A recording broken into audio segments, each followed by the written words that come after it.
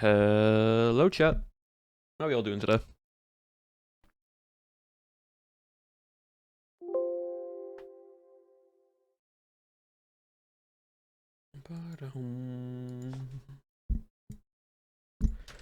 And we are back on Christmas Vibes SMP. It's just me today right now. But today I want to see if I can help decorate this sky a little bit.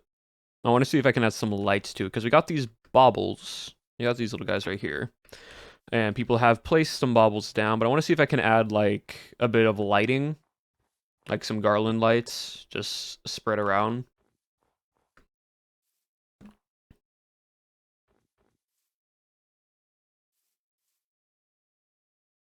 And apparently Amesy's house is now moved.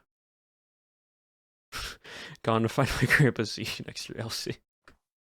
I see.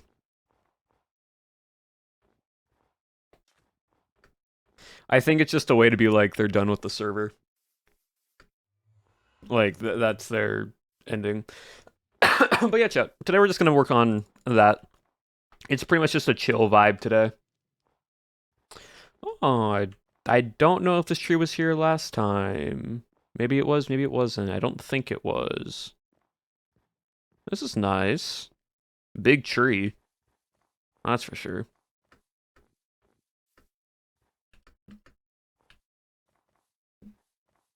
Hey, welcome on everyone. Hope you all have had a wonderful week. I've been busy. I've been working on stuff. The reason why I didn't start stream exactly at my normal time today is because I was filming a what's it called? I was filming an escape room recording. So I was recording with someone for they to run through my escape room. That should be uploaded by the end of this month. So that's fun. What do we need for lights? I believe it's glowstone, right?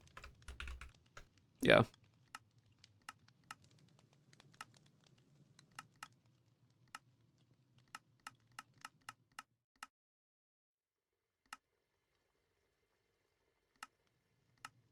Yeah, I believe it is. Yep. Okay. I need dye, glowstone, and string. Which we have all that. Well, not really. I need to go back and grab some string. I then need to go to the nether and get glowstone, and then we can just grab all the dye. Because I think just adding some, like, proper lighting, like these garland lights, just around the tree would be nice. A nice little, like, touch to it. My inventory is a mess, but yeah. Alright, so while we go do that, chat, I need to have a bit more of a, while we have the Christmas music playing, a bit more of a, like, quote-unquote stern talk with some of y'all, with chat. I get some of you are new here. Okay. I understand y'all enjoy playing into bits and such. But y'all need to listen to my mods. If a mod says, okay, we're done doing something, y'all need to stop doing it. Okay? Because I wasn't paying attention in chat when we were playing the train game, because I couldn't. And apparently, from what my mods were saying, the mods were being like, okay, we're done with something, and chat was not listening to them. If you don't listen to mods, I've given my mods, both trial mods and normal mods, full authority to time out people starting at 5 minutes. And then it can go to 10, and then 15, and then just keep on doing it until y'all realize.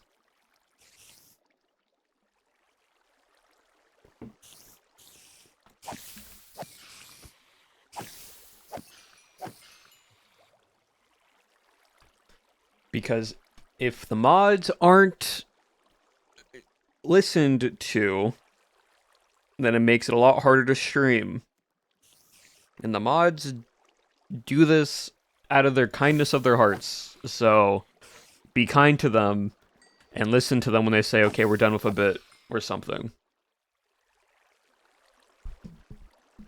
Not all of you have done wrong, but just for future knowledge, just keep it as is, as like, you know, and we can just vibe to that. Okay, chat, we all agree? Can I see some, like, agrees in chat to make sure that we are all in an understanding of this?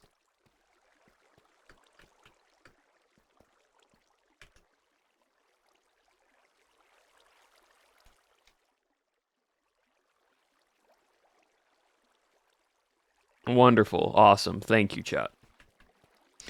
Because I want you all to have fun, and I want you all to be talkative and have your bits. I don't want to take away the bits and the funny moments from y'all. But there also does need to be a point where we do stop at certain things.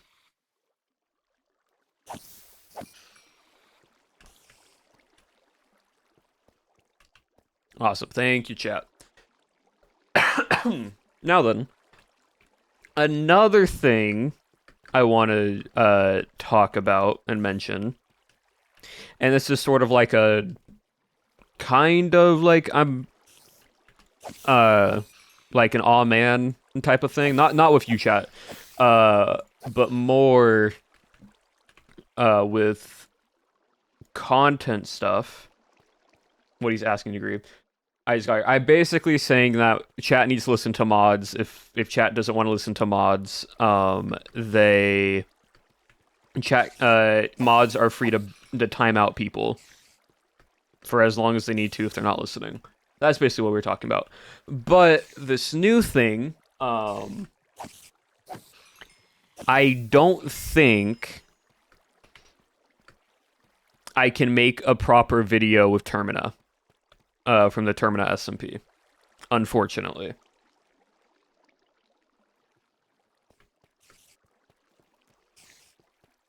And the reason why... Oh, Crummy River, thank you for 2 months. I appreciate it. Man, I know, bummer.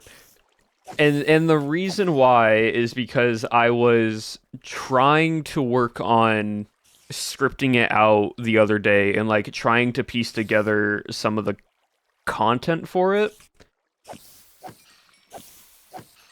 And the issue is there are so many mods and other like things to that server. It's very hard to explain some like certain things with people, right? Because if I start the video off with like we have to save this Minecraft world from the moon crashing into it. Okay, awesome. How, like, I then have to go into explaining how that works. I then have to explain the quest system. I then have to then explain, all right, so the first quest we're going to do is this one, and this quest basically means this. We have to go to this is the moon big, yeah. So it's like, at that point, I'm like, okay, so you have to go to Twilight Forest and kill all these bosses. So each boss is this, and this, but we can't go to actually each boss until we fight. It's like, that's just Twilight Forest, right? And that's just exploration for Twilight. Twilight Forest has to be explained, the B dimension has to be explained, Draconic Evolution has to be explained. And so it's just so much explaining to where I'm basically turning like this documentary of like, here's everything, and just so you know how everything works, let me make a tutorial video on how all these mods work. And I'm like, that's not what that video was for. So unfortunately, and it was hard to follow for some people, of being like, how do these mods work? And even us as players. It's not a specific mod pack, it was a massive compilation of mods called an SMP called Termina. 2x2 water proto flowers around its classic mod. Yes, I'm talking about that Twilight Forest. But that's the thing, right? It's like, Twilight Forest. Okay, how to get to Twilight Forest. Okay, here are the bosses. Here's other things that happened in there. We have to kill these bosses this many times. And we actually have to farm these because this food also helps the farming group. It's like it's being updated a little bit, not drastically. So that's why I'm like I can't it would be a long video, but like I don't want to turn this like how this SMP was into just a tutorial. So it was great to stream. The streams are on the VOD channel, so if you ever want to go watch them again, they're always on the VOD channel. So that's what my conclusion is. But it's fine though because I have some other things planned to turn into videos, like the Creator Civilization event that's happening in January. I'm gonna try to turn that into a YouTube video as well.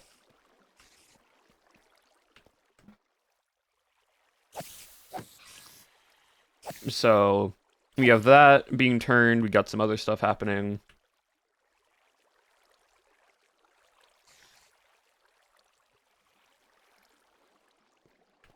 But yeah, so it should be fun. It should be enjoyable, I would say. What else? What else? Any other updates for y'all? Escape room video, like I said, should be done towards the end of this month. Hopefully the last week of December. I should be able to get it out. The Fiesta Fiera. So there's that. And then besides that,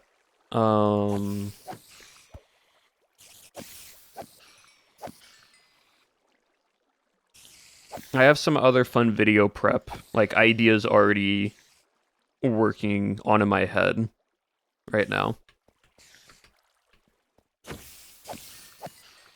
And if you want to go see those YouTube videos, chat, that will be uploaded next year and end of this month, go check out my channel. Exclamation mark socials, I believe. We'll give you all the links to wherever. But also, chat, if you want to help me out and you're not subbed to my main YouTube account, we are only, and I kid you not, 50 subs away from 20,000 subs on YouTube. So if you're not subbed to that channel, I would very much appreciate if you want to go sub to that. We were only 50 subs away from 20k on YouTube, which is crazy to think about. So I might be able to, I think I'm gonna break a little over 20k before the end of this year, which is crazy, and I thank you all for that, because that's all because of y'all supporting me. Because, like, I can't look at my full analytical stuff right now. Actually, I can. Hold on.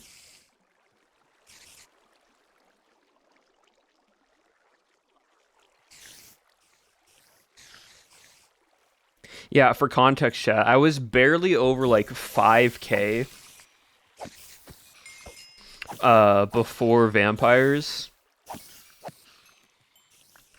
And I've now gained,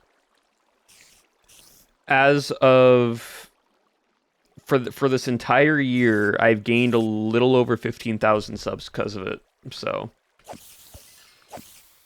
which is crazy to think about. Like that's mental. That's insane. So I thank you all for that, because that's really cool. How much do you have? Okay, that's more than enough. Now we need to go get glowstone.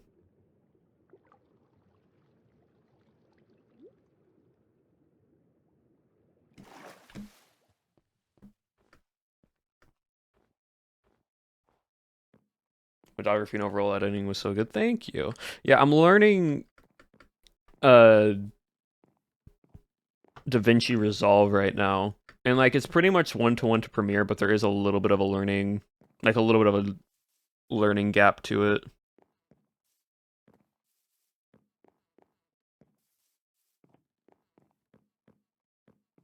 main farm the algorithm. I wanted to make a video out of the train game that we did the other day from stream, but unfortunately, I didn't remove chat from the screen, and I don't want chat on the screen.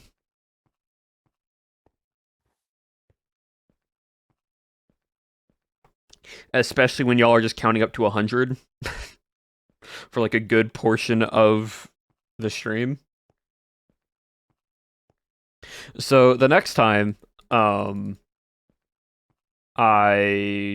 play that, because we are definitely playing it next time as a group. Blurring on option, it's just I don't want to blur the entire bottom right hand of my, because like if you look on where that how high chat goes up to, all that would have to be blurred out in that bottom right corner.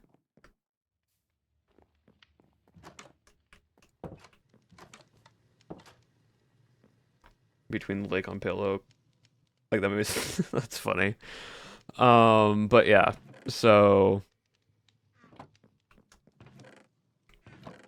next time we'll do it, I'm gonna just hide chat on my screen and then record video to turn that into a YouTube video.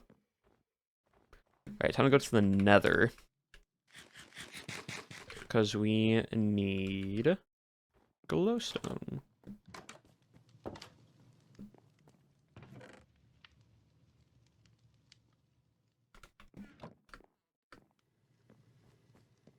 Session 1 was just learning the game shortly. Basically, yeah. Especially after seeing what Rat did and like how they were just running along the train and such. I want to do that. I got in Tree Park. Oh wait, hold on.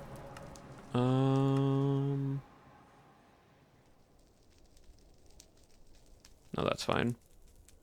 I've turned my FOV effects down to 25. So there's like not as much warping.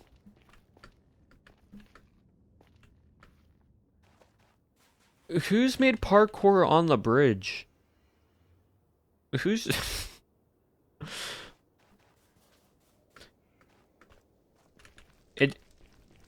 It's a very subtle difference of knowing when I'm sprinting and not. But it's helpful. Wait, what are the chords here again?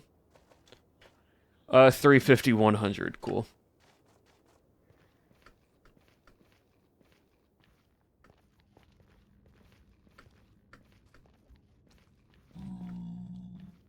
$351 hundo. Tap it? Yeah, I can. There you go. There you go, chap.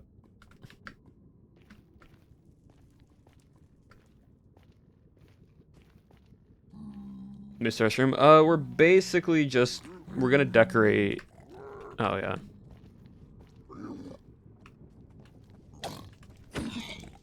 I don't have gold on, so... Hogging is gonna be annoying.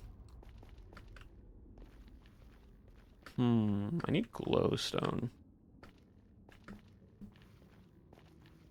We'll run this way.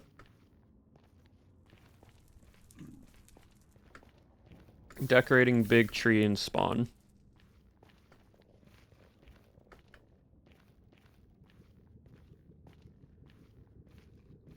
Thing is, I gave all my glowstone to everybody else because I wasn't thinking I was doing this, and I thought about it over the weekend, and I'm like, I'll do that. Why not?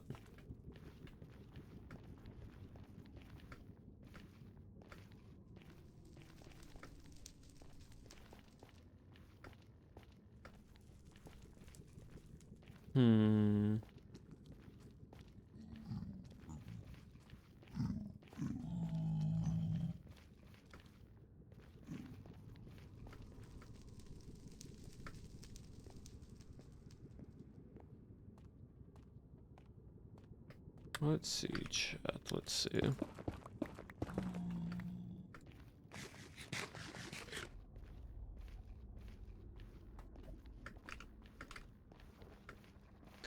Is the screen flickering for me? It's not coming from my point of view.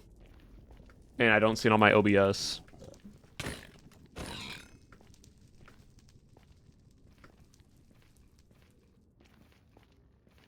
There is just 0 glowstone. Oh, there's glowstone.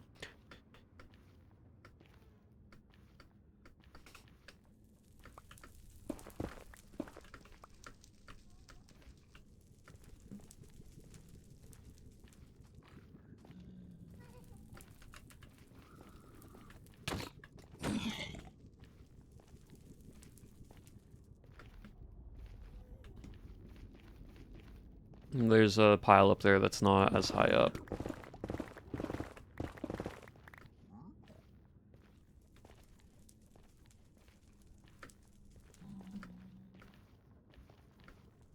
How many more blocks though?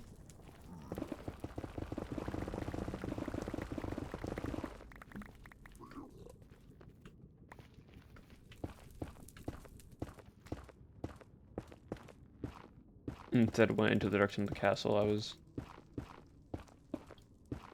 travel buddy. Yeah, I hope you all did enjoy the vampire stuff. It was fun.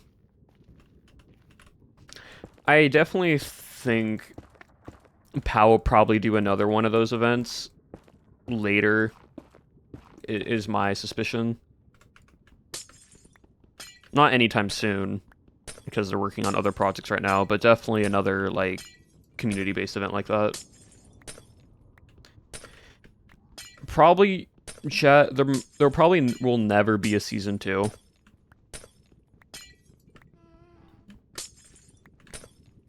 Just because POW doesn't do Season 2s, and usually sequels to SMPs don't do well. Right, I'm... Okay.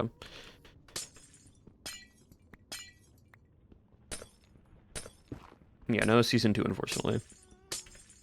Because, like, also the fun part with vampires in, like, a lot of SMPs is... unless you redo the entire mechanic system and make everything, like, brand new, the cast just already then just have a subconscious, like, understanding.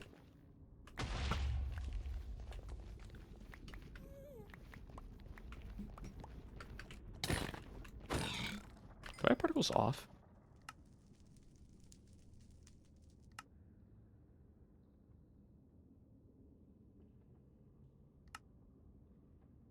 Fire particles on minimal. But yeah.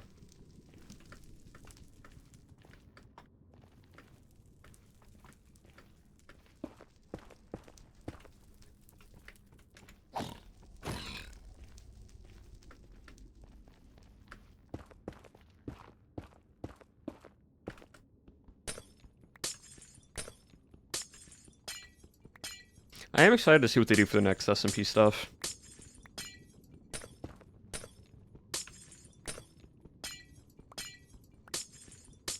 Piglins wearing crowns? Yeah, pigeons. Yeah, the piglins are wearing crowns. It's from Hoffin's Minimal.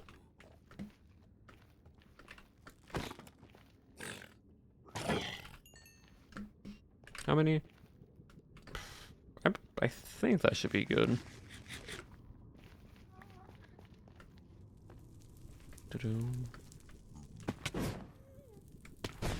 What was it?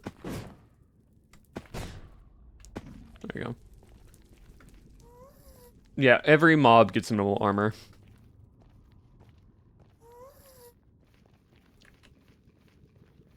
Do with werewolves. Like, they could do a parody, like, spin-off of it being werewolves, and that's, like...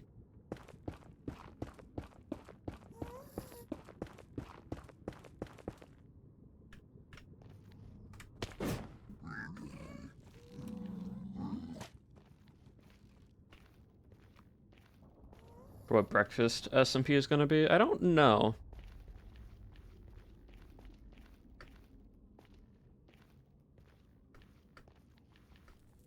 Because BF can be a lot of different things.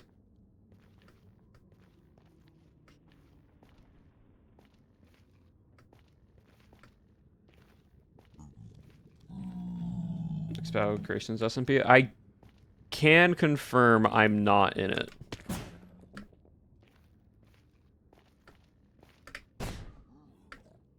I'm not in it as a main cast member anyways, I can tell you that now. Cameo in the future, maybe, but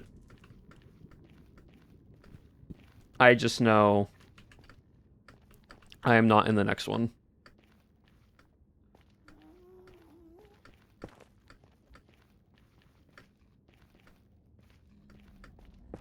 Which is perfectly fine. Rotating cast rules, but it's also like POW wants to work with other creators, right?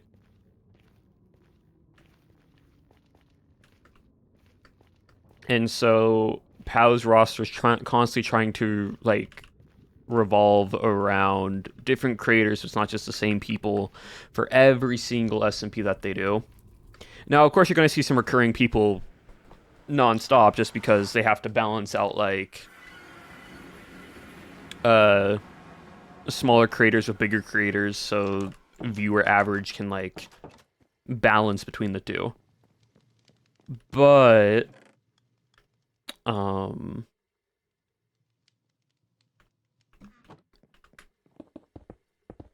they usually try to find more people they don't always work with, especially big creators and small creators, because then it allows the audience to get like new people they see. Because for example, that was like with me, like my first actual being a cast member to POW was Cowboys,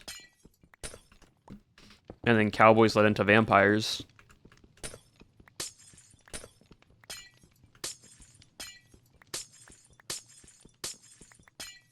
Jimmy was in a POW SMP before. Jimmy was in the first Rats SMP.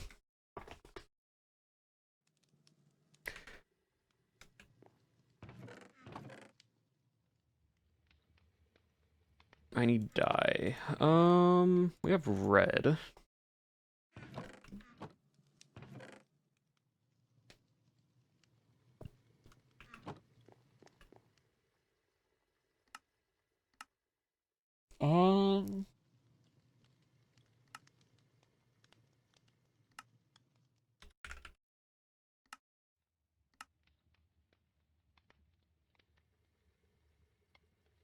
I would need red, blue, and green. Green's cactus.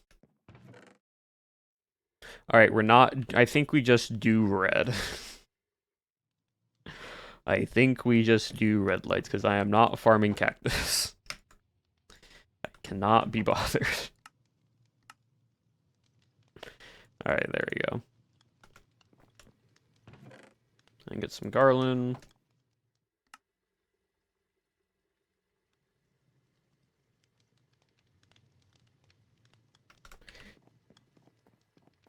Community service only goes so far. Yeah.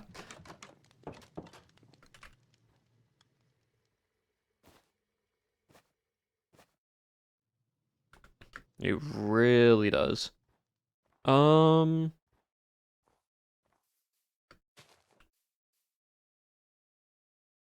this is gonna be a pain to deal with, but...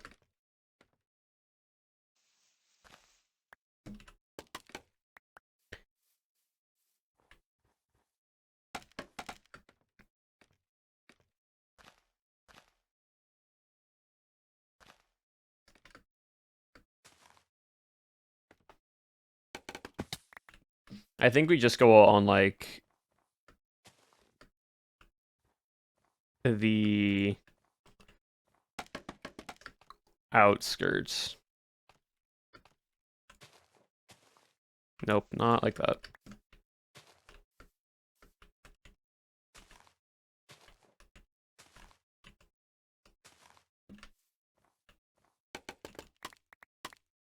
Something sort of like that.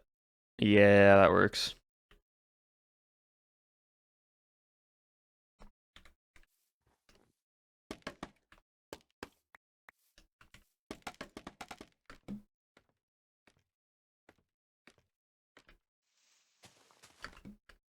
Now, we don't need to do every single light.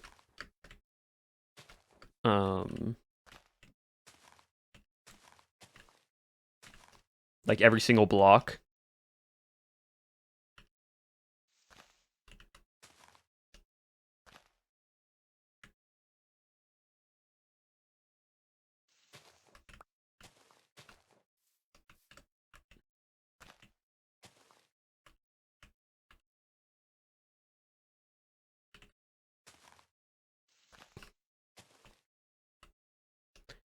But I do want to get like the outer edges here.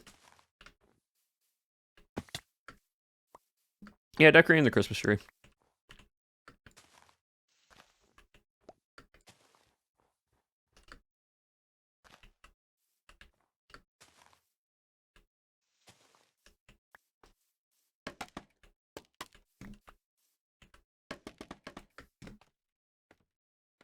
Because, you know, it's the 19th in the US and we have not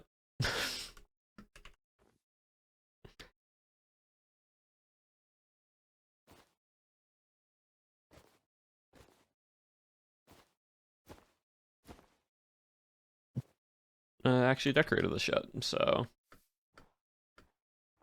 6 days till Christmas. No, the tree wasn't really decorated, so I'm trying to just get some lights on like every layer. Like do some lights there, do some lights on this one, do some lights here, and just like actually add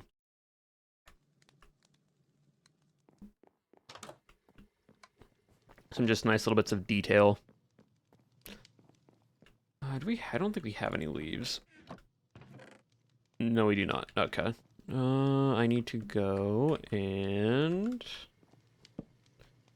go tear down some more leaves.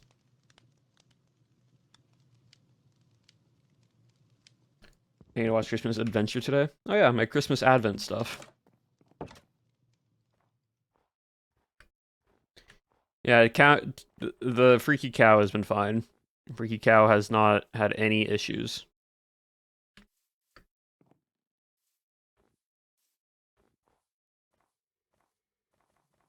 Bum bum. How's Roz's castle looking?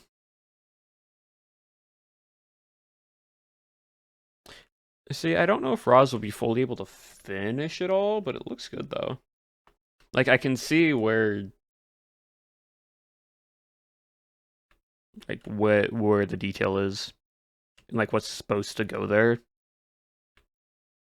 We just don't talk about the back of the castle. We just don't talk about the back. This is true. I actually never been in Jimmy's house. Oh, this is nice. This is cozy. A little empty up here, but like nice downstairs. Very festive. Green moment, green moment. Hello, Shep. Sees the back, it's fine.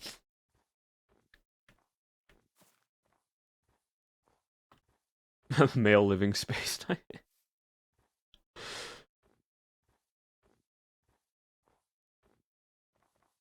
I need garland, right? Hold on.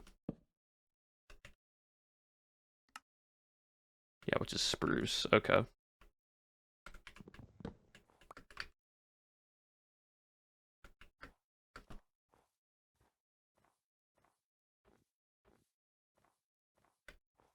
You bought more cactuses? Chat, did you know, like, Shep is a big plant person? Like, man has multiple plants.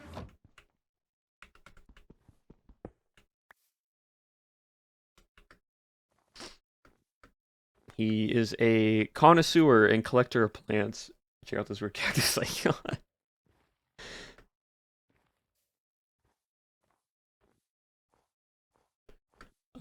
I need spruce.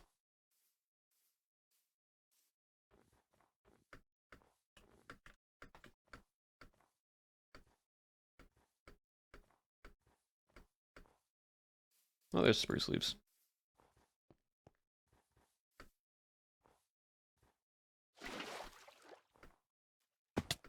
Nah. I actually looked at the cinnamon. Thank you. Oh, heaven or heaven, whichever way. I'm sorry if I butcher it.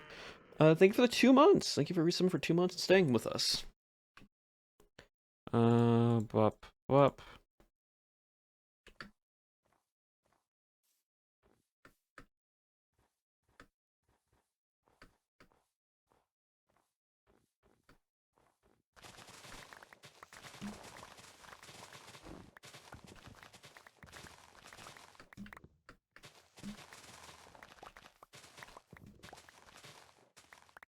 Chat, you actually want to? Okay, this is a little bit off topic, but it just popped into my head because I saw an article about it yesterday. So, doctors and scientists,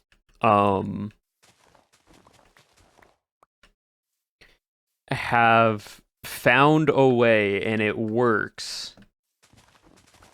They have made an uncurable cancer curable.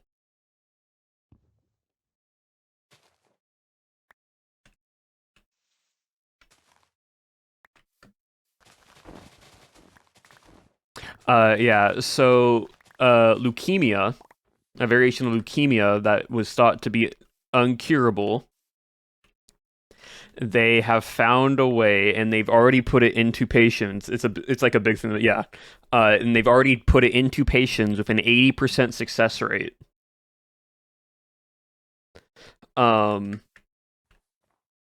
And they're able to basically genetically modify the DNA in T cells that they use to usually combat treatment. And they're able to modify these T cells because leukemia basically alters the T cells in the body to basically constantly produce, which means it will attack everything. And so it's hard to combat it because it will basically attack its own self, like its own T cells that are trying to heal itself. But doctors have found a way to do a variation of this to where they can modify these certain T cells where they won't get it, they won't attack each other, and they won't alert the bad cancer stuff. So it's able to be cured, and it had like an 80% success rate so far with testing, and it's brand new.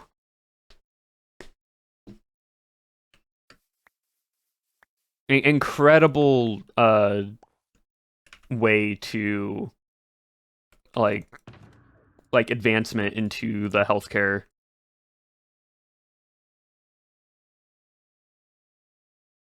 Like absolutely incredible.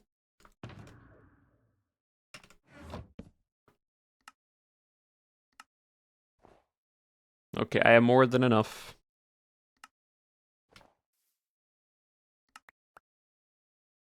Yep, I have more than enough.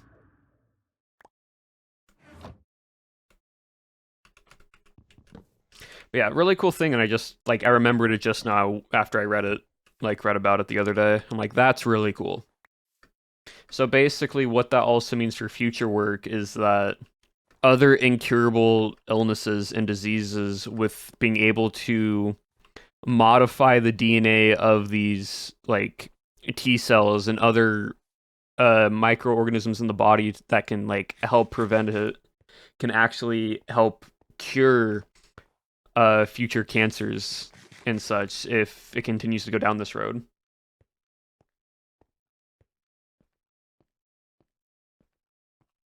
But yeah, really, really cool.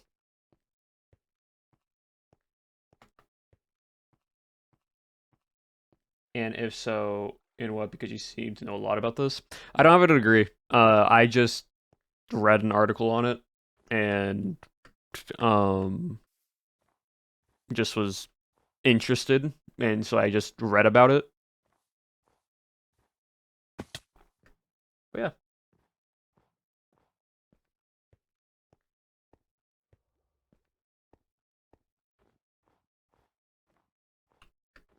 W learning, W reading. All right, let me put all this away so I actually have space in my inventory. I mean, I'm just gonna put it in here because it is decorations. All right. Awesome.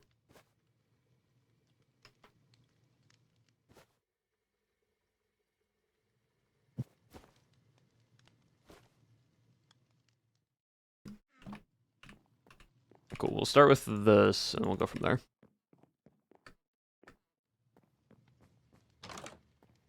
Wikipedia articles are fun.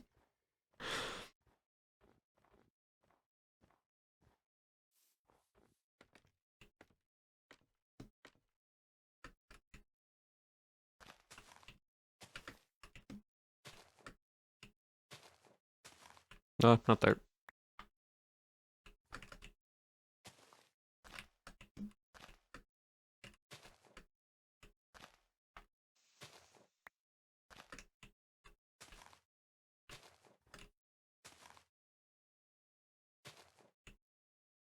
Awesome.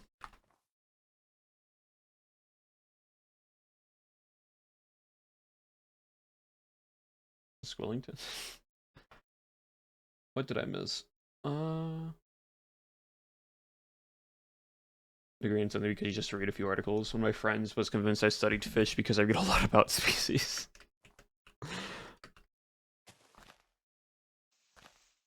You know what? That makes sense. You can't put scaffolding on leaves. Oh, missed opportunity, Minecraft.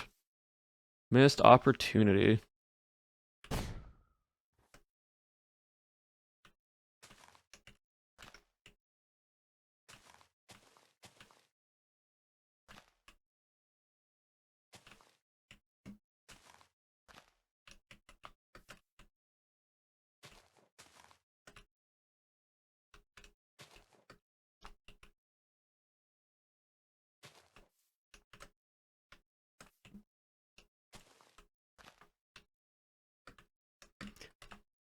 Up.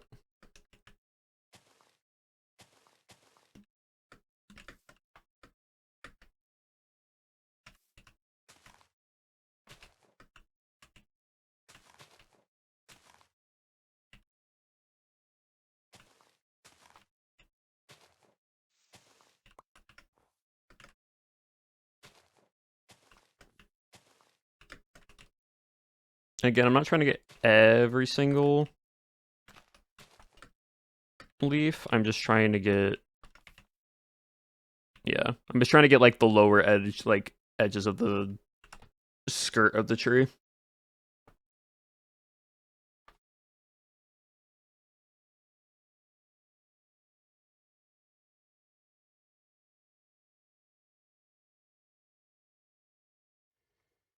I don't want to add too many lights either, so...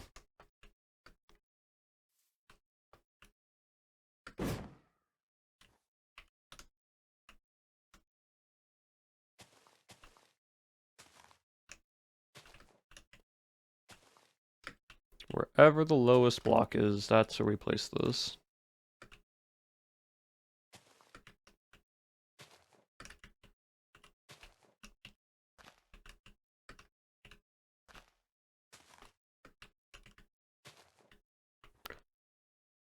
Oh, I have more than enough.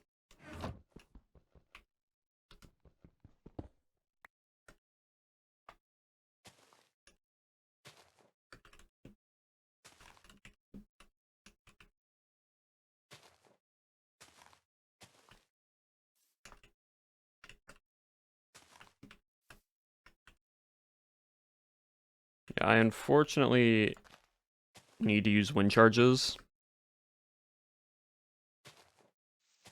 Oh.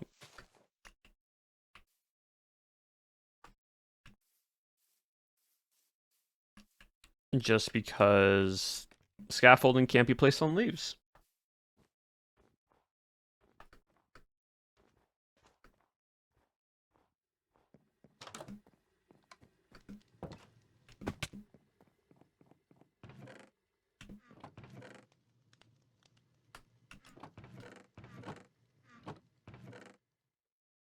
Where did I put the extra leaves? There, and then you.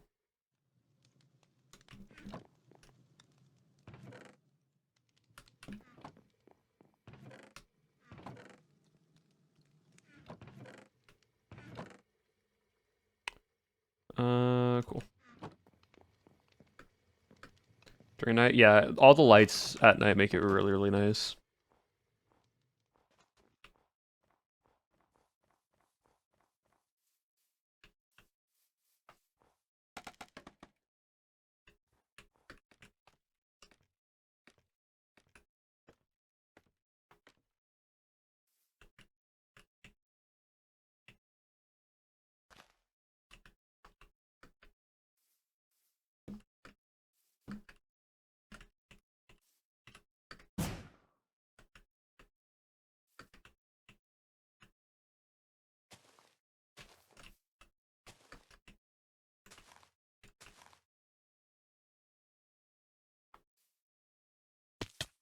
Bro. Accidentally missed the thing.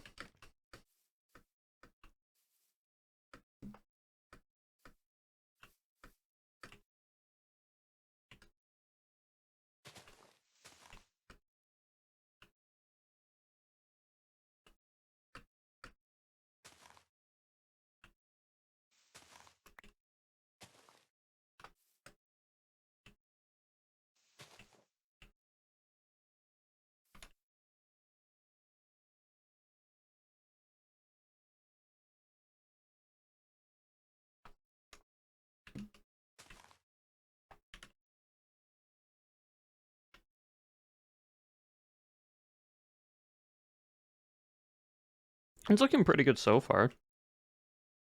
That's why I said I don't want to use too many lights, because it will just be a lot.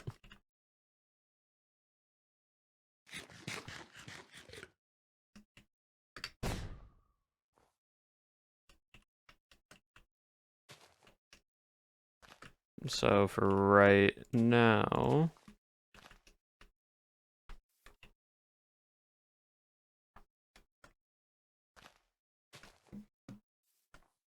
I'm just trying to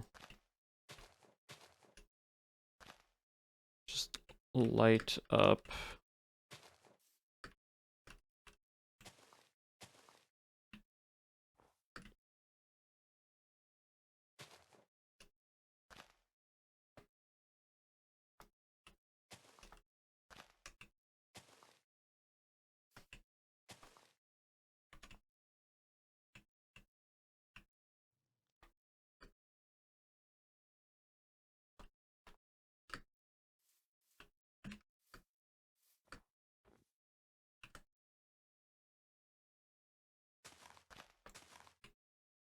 Can actually do this maybe. Forgot I had speed on. Maybe go up at an angle here. How does that look? Not bad.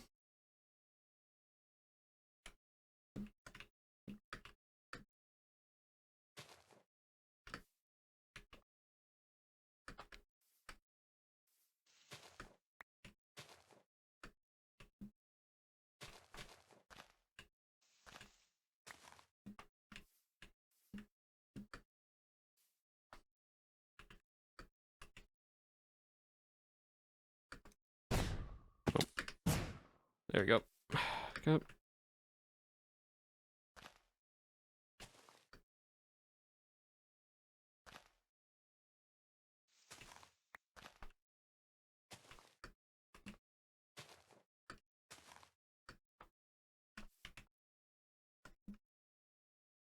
Yeah, that works.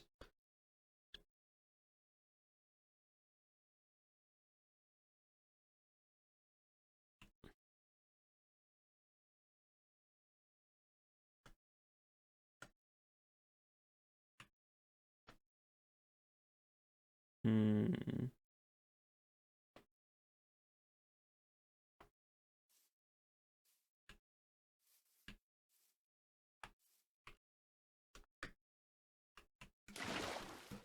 But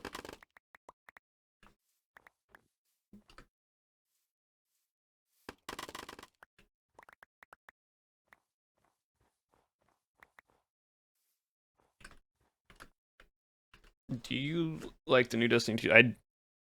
I did not buy it. Destiny 2's in a weird spot right now.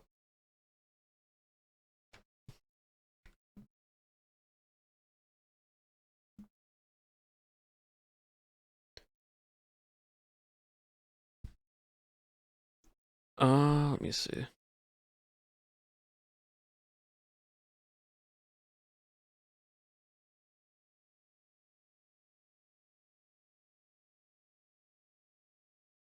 Person's car. What do we think, chat? Good? On the lights for the tree?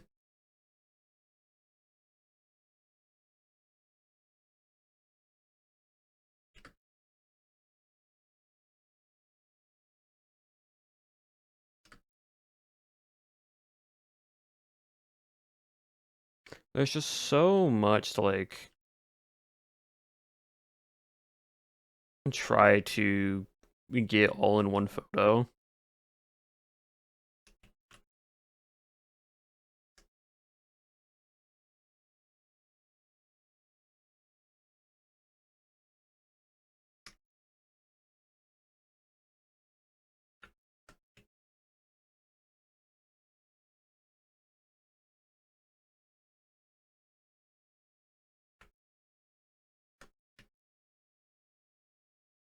Yeah, overall I like it.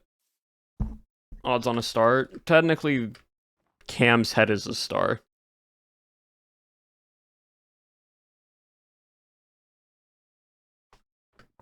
But yeah, no, Destiny 2's in a very weird spot right now. Because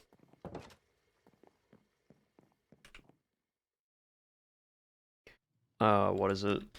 After the finale of the Lightness and Darkness saga, it kind of was like, that's it. And in my opinion, it should have led into a D3, a Destiny 3. And it didn't.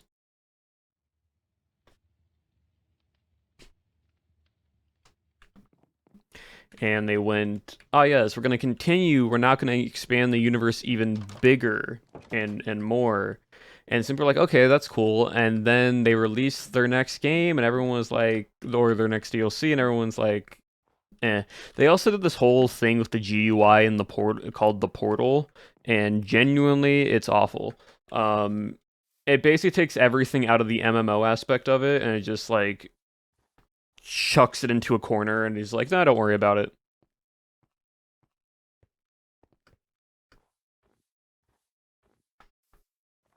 So it's not great. Like the portal's convenient, but it's not that fun. The reason why I'm playing it right now, there's always a future. Yeah, so like I'm not buying any of the DLCs or games for it. The DLC that came after with like the next big DLC drop that happened before the Star Wars collab was eh.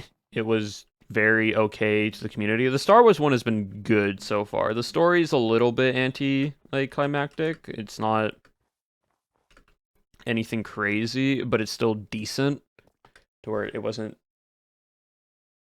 the DLC for it is cool, the weapons are cool, the gameplay's cool. So like they kind of saved themselves on that one. But like if I just type in Destiny 2 player count on the Steam charts,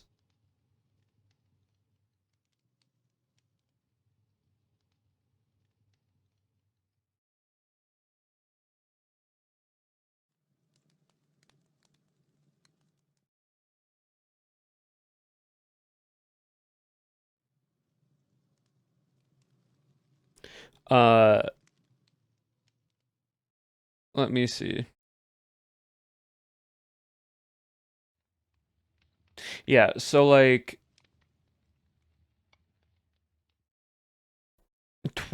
beginning of 2025. This doesn't seem right.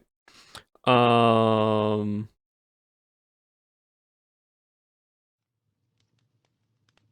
it was called The Edge of Fate, and at its peak was yeah,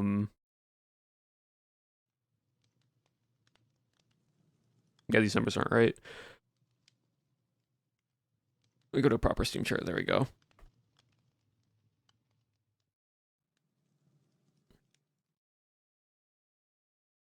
Destiny 2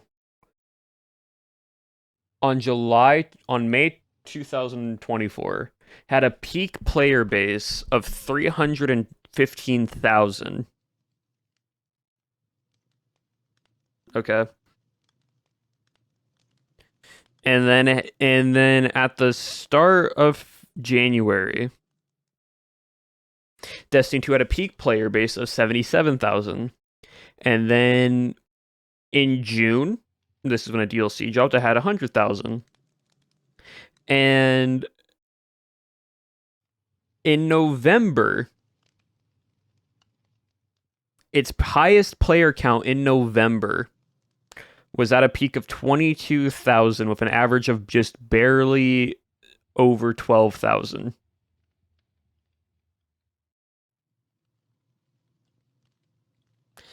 And people have now come back because of the Dawning event, because you can get Glimmer and stuff, and now has an average of 25 and out a peak of 30. But since like the Edge of Fate DLC and such, it like when Lightfall came out. Oh, hello Raiders, welcome on in. We're just vibing on Christmas SMP. Hope you had a wonderful time with your stream. I'm talking about Destiny 2 right now because it's kind of falling. Welcome in. We decorated the tree with lights. The bobble's already there. But welcome on in. This is Christmas SMP. I am a gingerbread skin, and this is my house. Everything that's candy I built. I also built those birds. Hold on. Do I have a shovel? No, I don't have a shovel. One moment. Also, Luann, thank you for the 30 months. I am better. The better raider here. Thank you for the 30. Hold on, where's my shovel? There it is. It's so cutesy. Thank you. Hey, we're talking about Destiny 2 right now because someone asked if I enjoyed the latest DLC.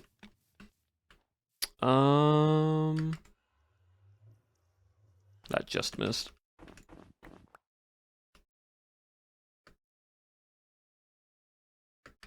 There it goes. We have buildstone with birds that I built. The birds, yep. So this is my base, my house with the birds. Did everything in like a candy theme. Yeah, the birds are buildstone, so it's a calibrated skull sensor, and then every time a noise gets placed, it will flip the trapdoors. So at a distance, it looks like they're just flapping their wings. Very Mumbo-esque. Yep. Yeah, so as I was saying though, basically after the Lightness and Darkness saga ended, which was Lightfall, I believe. What E2 expansion?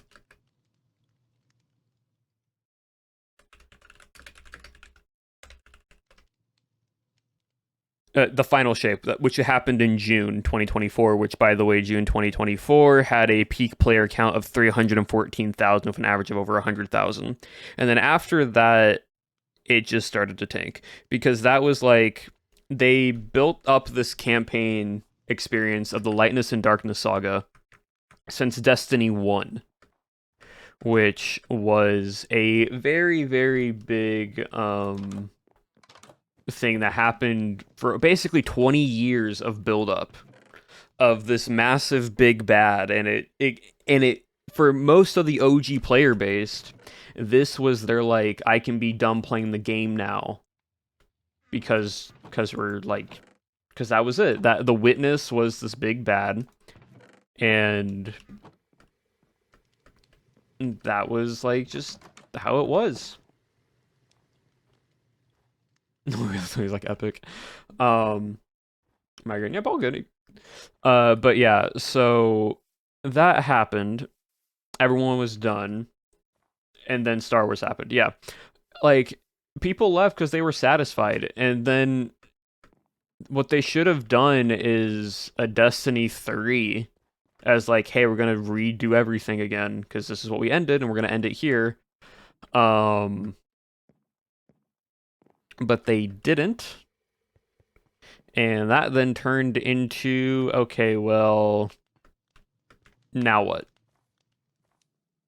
So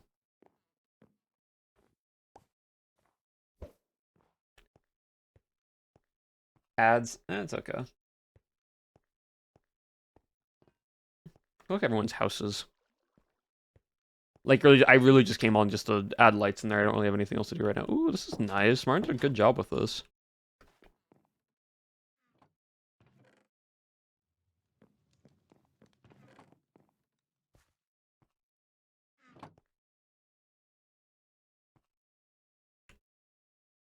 Sir, you have moved from your station. This little guy's supposed to be up there, but he's now down here. Oh well. Yahtzee rules. 3 rules max. Legs, Marina, Apo. I don't know how that would work because there's no dice mod on here. Genuine question. Story or sandbox-based games? I like both of them. I like story-based games, but I also enjoy sandbox. They're actual IRL dice. Ah, I see. Um,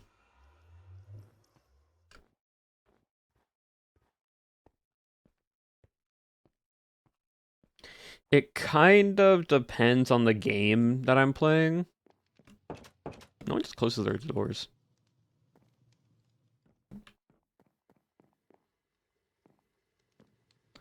But like Minecraft's all sandbox, and I love playing Minecraft. But like games like Destiny 2, where it has a good story, it's fun. But then after the story's done, it needs to have something else with it. That's why like GTA 5 has been so successful, is because it had a good story, and then the sandbox aspect of it followed. Oh, this is nice. Oh, I love the cat tree. That's cool. Storage. Nice.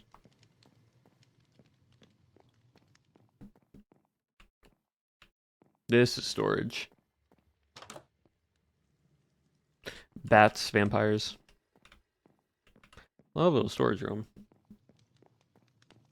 Your own story into them.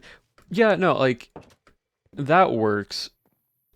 Sandbox story games like that definitely work. Where you can make your own story. That's why I love Minecraft. Is that us as creators, Minecraft gives us an outlet to tell the stories we want to tell,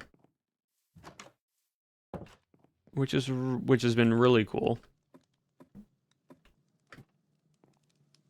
Everyone just has Cam's head.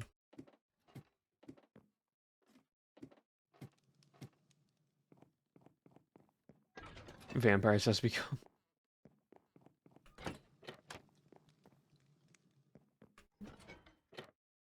Oh. Ah, farms.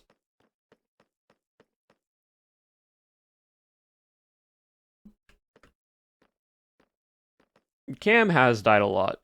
Cam's head has been like placed around the entirety of like the map.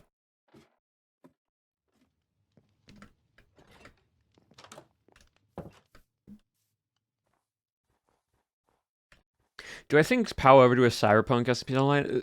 So like here's the thing, it's always possible to do a themed SMP.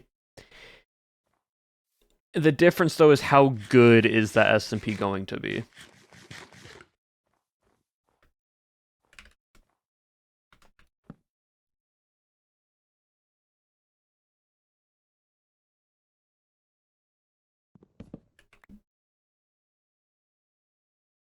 And it's not so much, it's because like cyberpunk is a very big genre of like a theme for an SMP. The question is like when or how it is the like time frame to do it, right? Guaranteeing surely that's not always the case. Um like PoW has a great track record for SMPs. PoW has a really good track record of making like I'm just gonna leave out that's too many signs.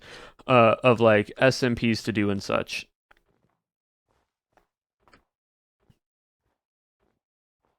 Like they'll do it with the theme as well. Yeah, so like it depends on creators. It depends on what have like you're given, right? But the thing is, any type of space theme, any type of like sci-fi theme, there has to be a limit. And that's the issue is like take for example space. Space is endless. You can go to any planet you want in a space-based game. You can go as far as you have. But we've already seen with other like previous space-based games or like ideas that PoW has done with like a massive map, Pirates. Pirates was like a 10,000 by 10,000 block grid. That was massive. And even then there was still a border, but that was massive. To be able to properly do a like space theme or even a sci-fi theme that felt futuristic, you would have to have something that keeps everybody in close proximity as well. Very well done. Thank you. Like Outer Wilds, tiny planets all clustered. Yeah, we're talking about Destiny 2. We were. I was talking about how Destiny 2 has fallen off, and right now I'm only playing it because of the Dawning event. I just want the Dawning skin. It looks nice, and so I'm just trying to grind out Bright Dust. I'm not paying money for it. But yeah, so like, I'm just gonna make a stage here because I'm just running around right now, and we do not have a stage up.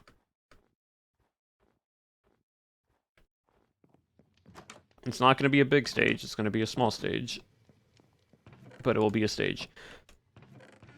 I don't have... I need spruce.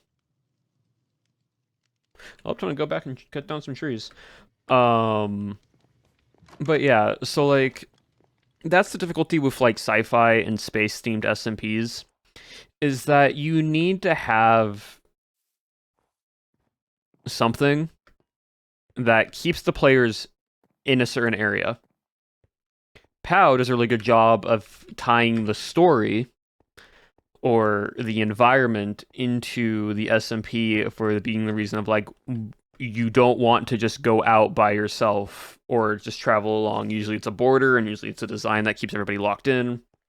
The ice wall, the wolf mechanic in Rats, the carbon emission in Rats 2, the barrier with the beacons to contain all the darkness. Anything else? Its character base is entirely off of the creators, though. Cowboy SMP Alien Wall, because of the crash landing, made it so like self-defense grid, and everyone was inside it would then be locked in. So like you understand there is this aspect of like the main thing of SMPs and how an SMP does so well is player interaction. If you can create good player interaction on a Minecraft server, you will have a successful SMP. And it can have not much story, it can have not much lore, but as long as you have player interaction and good player interaction, it's not just killing everybody 24/7, it then makes it fun. I like especially how many different creators take. Yeah, no, exactly. Like vampires, everyone took a different route to how their character was. As well as like, and that's the thing, right? What you said there, Dally, you would have never found Legs or Avid without vampires because of PoW. Because PoW looks at these creators and is like, okay, I want to bring new people in because he wanted to give people that like feeling of what a PoW SMP like feels like and experiences. And what that does is if it does super well like vampires, it gives them all like this new view on such. I wouldn't be Europe without vampires. Exactly. That's what that's the whole thing, right? Taking my shop here. Amazing. Yeah. So vampires is very special in its cast selection because not everyone like somewhat interacted with each other a little bit here and there. There was like some creators have interacted with each other before, but also some creators never interact with anybody.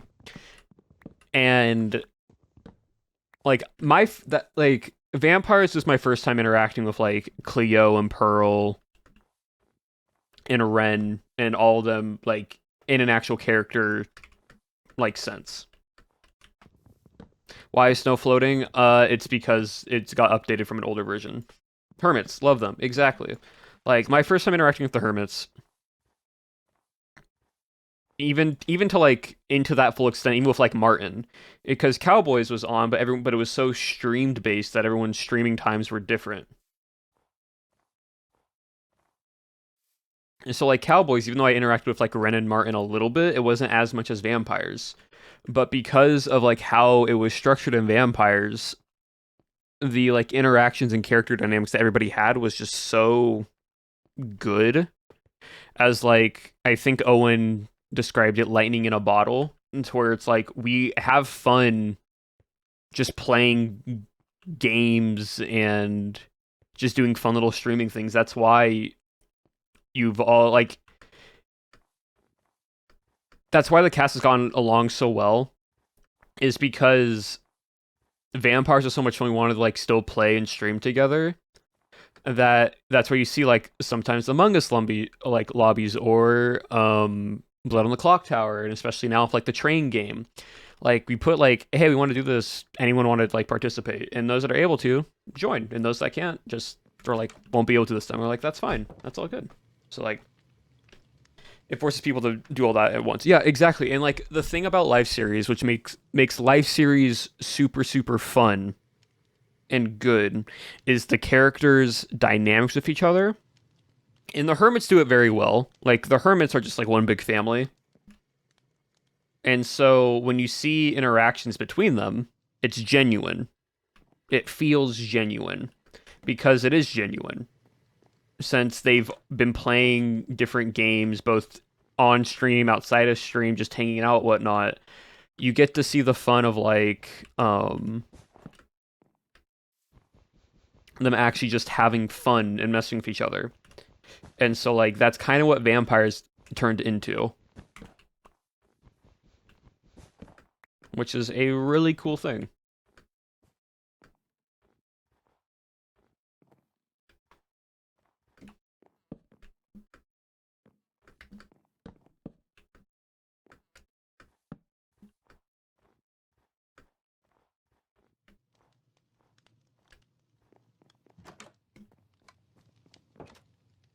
Today is Friday when I read it. Oh yeah, life series stuff.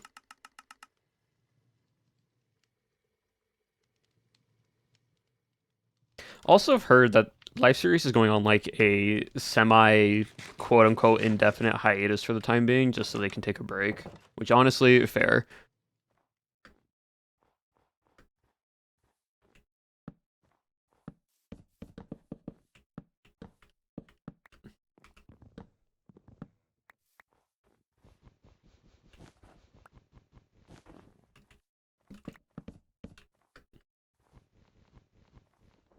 They definitely do deserve it.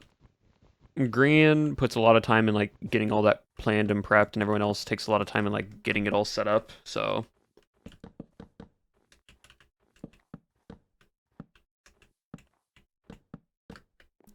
it definitely is a lot.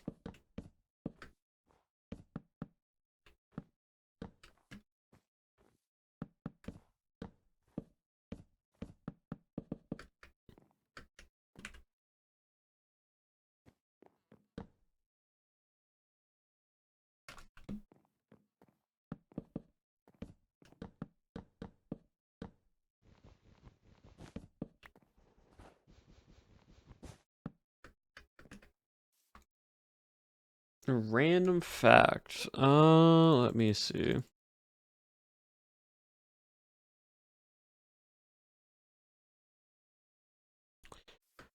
What's a good random fact chat doesn't know yet?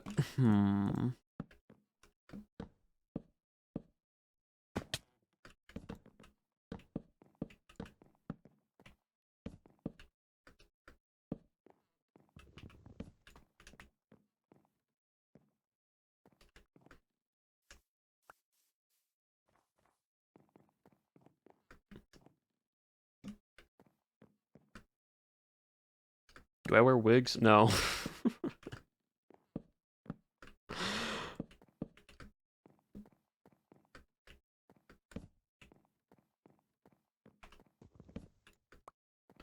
Okay, yeah, that's a random fact, but it's also just like a random question to ask.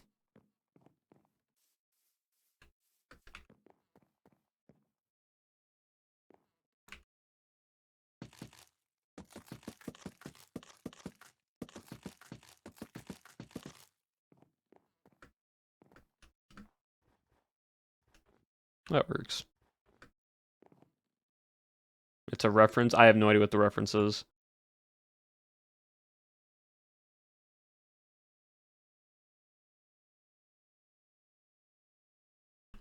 Aren't shelves? Oh, it's. I did that wrong. That's about it. Oh, I see. You don't get the reference? No, I do not.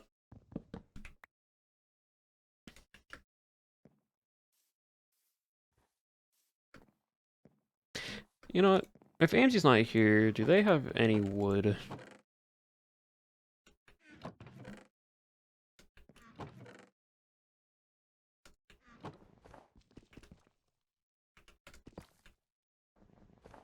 Where's the hole?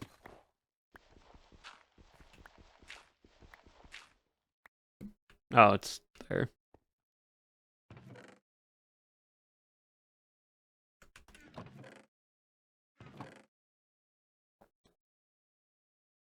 You are this rich with items, but you don't have any wood.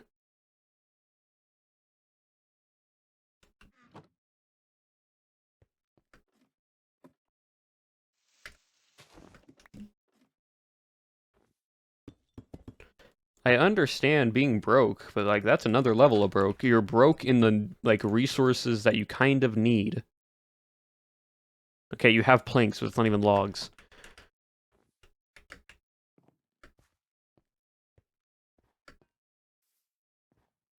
What do you think about being in fan animations vampire? I think it's cool. I think like fan animations, fans doing cosplays, fans that do like art, I think it's really cool.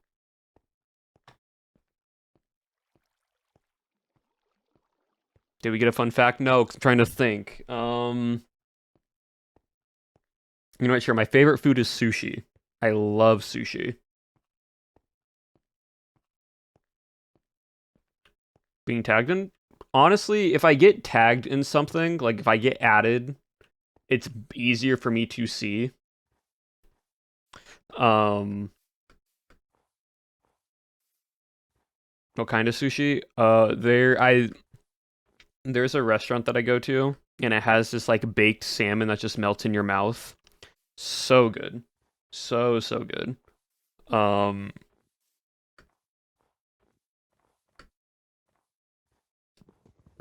but yeah, like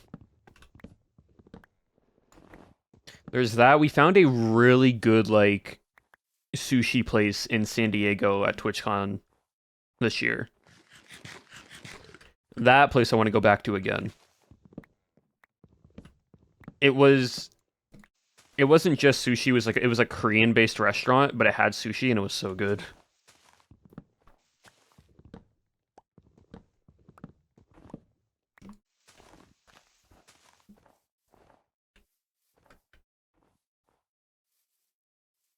I want sushi. I also want sushi.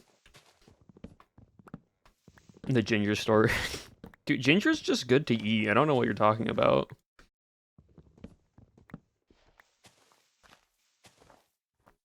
But yeah, so like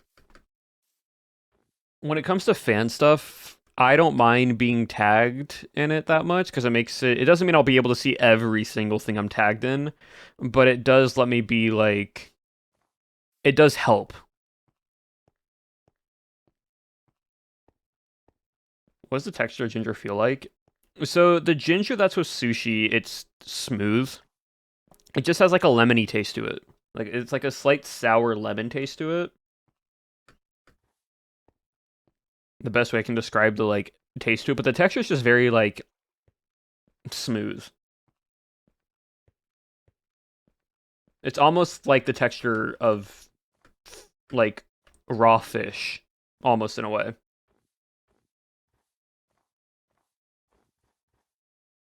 But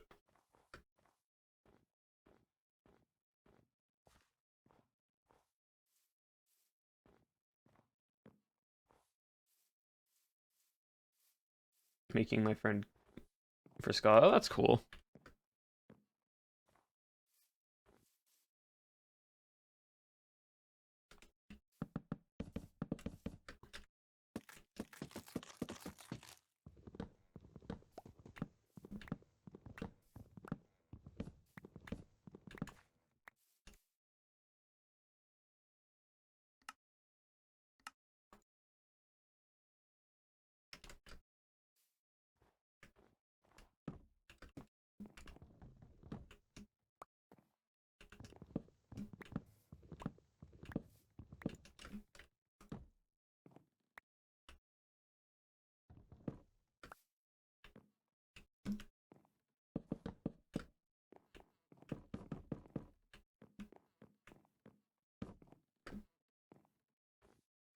Mm-hmm.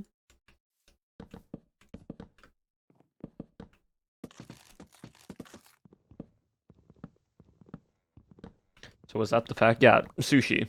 My favorite, like one basically my favorite food is sushi.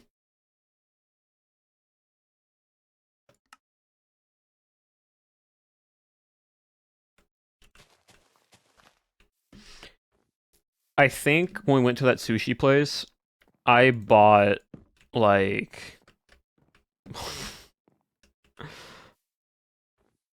oh, I don't even know how much. Three different rolls for myself. Of course, I shared some of it, but like I bought three different rolls for myself. I've not gotten a $200 rice cooker. I have not done that.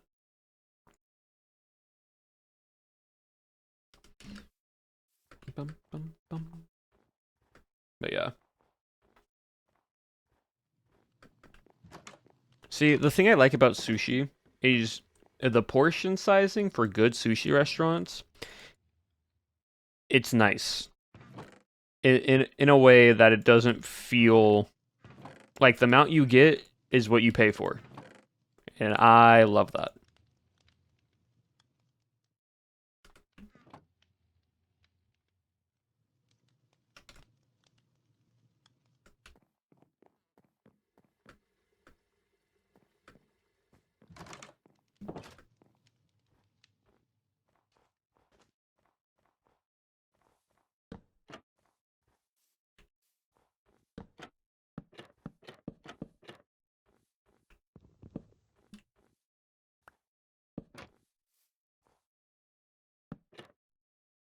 Mm,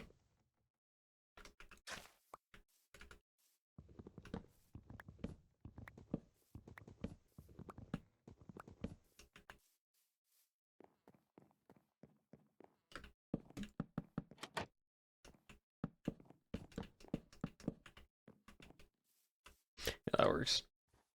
What are you trying to do? I'm just making a stage because there was a little grid to make a stage here, and I don't think anyone's gonna come onto the server, especially towards the end of the year. So I'm doing it now instead of later.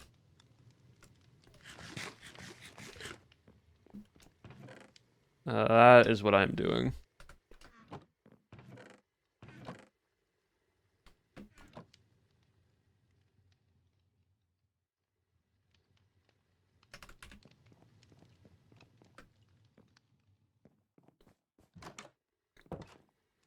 It's gonna be an abolished cosplay.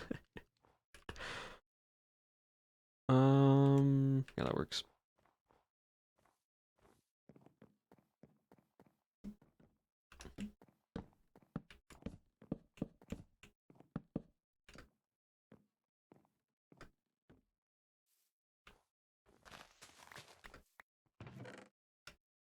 Oh, you did have wood. Is that the only... Are 12 spruce logs the only wood? Just 12 spruce logs.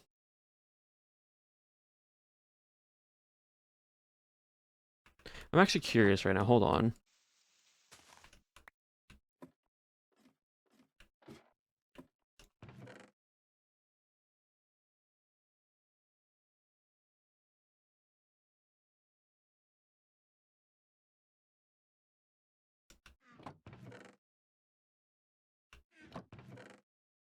Yeah.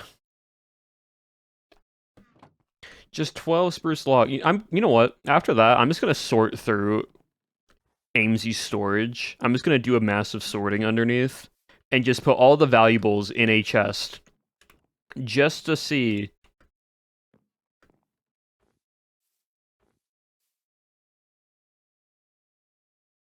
what's actually there.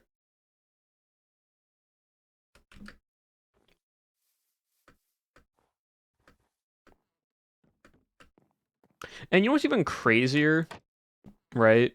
Thinking about this, ending abolishing more. I don't think so because they left, gone to find my grandpa. See you next a year, Elfsea, and the house is gone. So I don't believe so.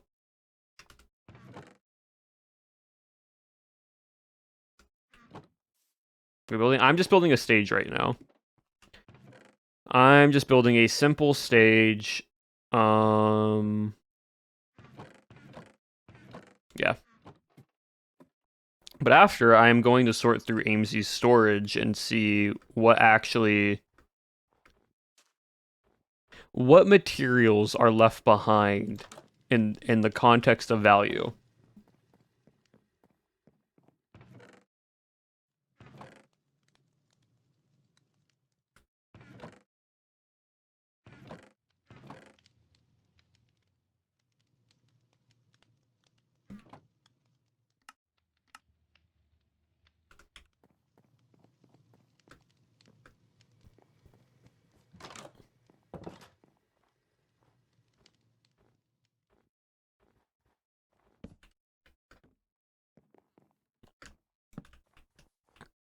There we go.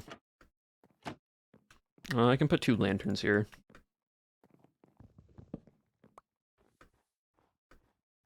Light up the place a bit.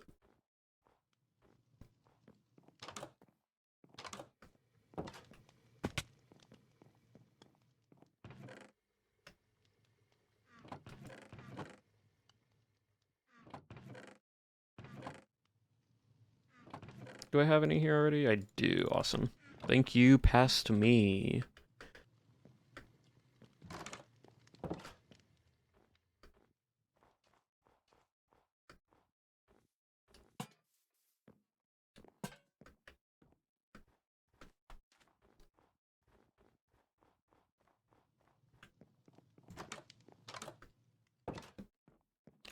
All right, let me get some chests, and then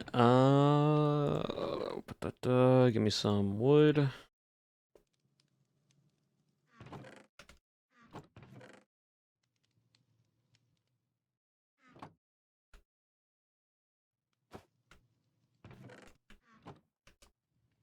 Let me actually.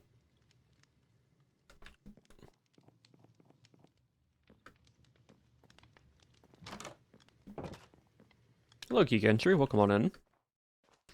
But yeah, so I'm gonna see what valuables they actually have and see how much just general resources comparatively.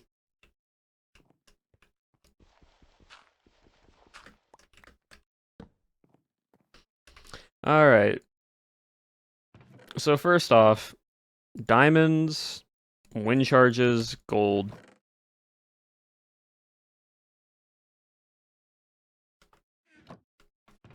Trial keys. Ominous trial keys. It's gonna be extra. That's just food. Yeah, we're gonna see what, like, quote unquote valuable ores, resources. How much do they actually have?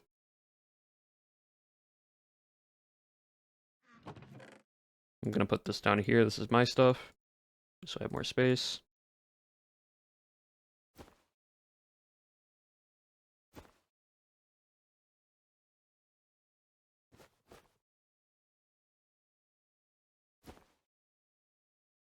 Good, cool. Oh.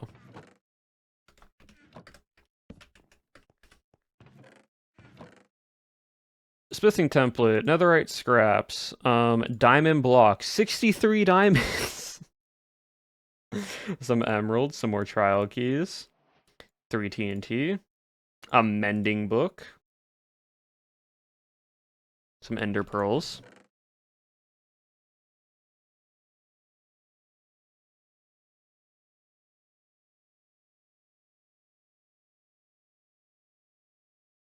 Finders keepers. Uh, like mending isn't too hard with villager traders, but it's still either you found it somewhere or you got it from a villager trade. Coal, 54 raw, 54 raw iron.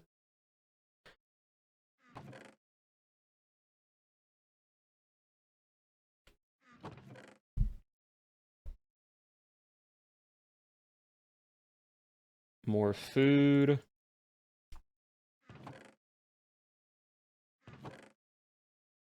Book and coal. Anything on the book and coal? Blocks needed. Alright, right. So that's just a work log. Which I'm guessing for Roz.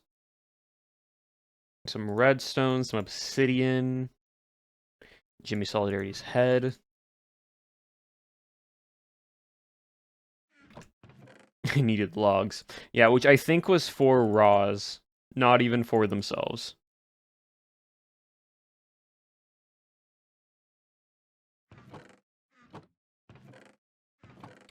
Two more blocks of iron.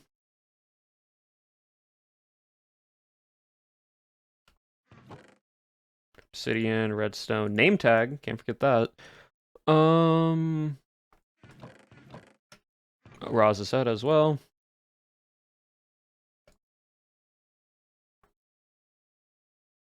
Goes into valuable box wall. It's a player head. Some people would want it. Any player head. That's rough. You. I'm actually sorting out every like valuable quote unquote value, just or any of that to actually see how much basic materials do they got.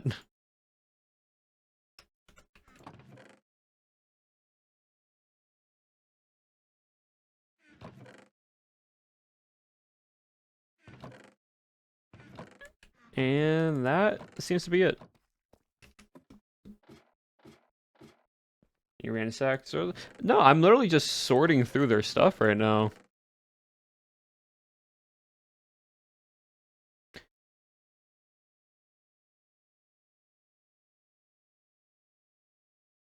Like, out of everything?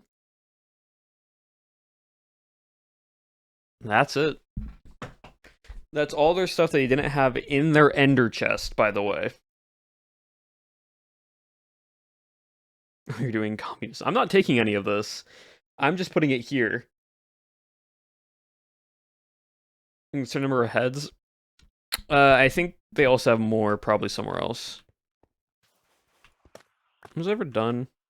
A little bit. And then also an axolotl. Yeah. Out of all of these resources, all of this was mine. They have 6 wooden slabs plus the like trapdoors. Can't forget the value of an axolotl. Exactly. They had 12 spruce logs, some saplings, 26 spruce planks. Okay. We're getting somewhere with the wood. Oh, there goes some stripped logs. Okay.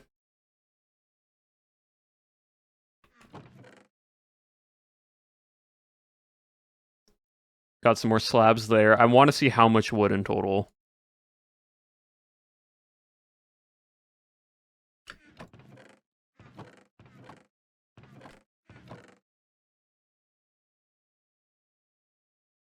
That seems to be it.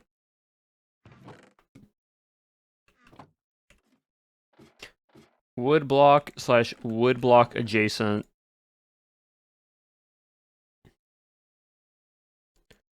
Was that?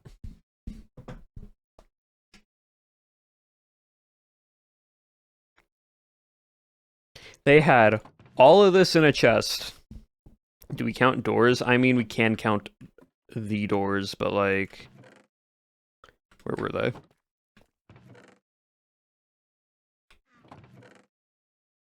For using wood to wood, so even if you want to like use it for any other means, if we're taking everything from just planks and logs, it's just that.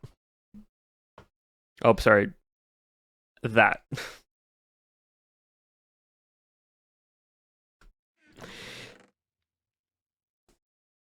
And they have this. And what I find funny, right, is Amesy has this book in Quill from Roz that says blocks needed. There are 1, 2, 3, 4, 5, 6, 7 different block types. All for Amesy to go mine because Roz was using it to build Roz's castle. A lot of the wood got delivered to Roz's castle. But what I find so funny is that Amesy never kept any for themselves. Besides just like a few. But they had full netherite. And all that ore and valuables. Whose house is this?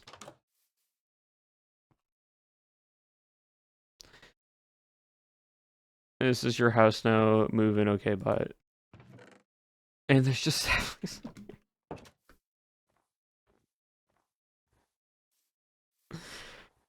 I just find it fun. Also, all of this wood has just been like half mined, not even completely mined.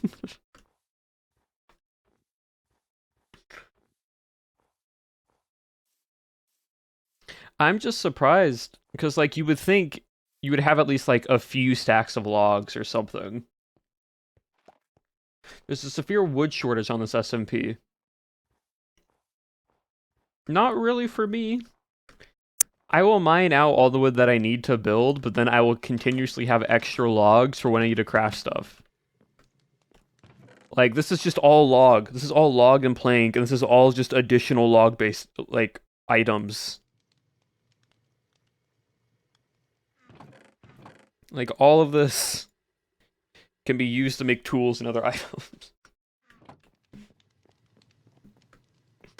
On a server, you will be just not... I think it's funny though. I think the reason why is because I look at anyone else's houses. I know those three have supplies. I know Martin has supplies. I just find it funny that Amesy, in full netherite, maxed out netherite items and gear and such, has none of the basic resources.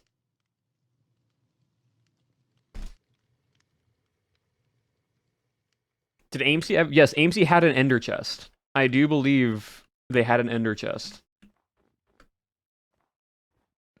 It says the wood.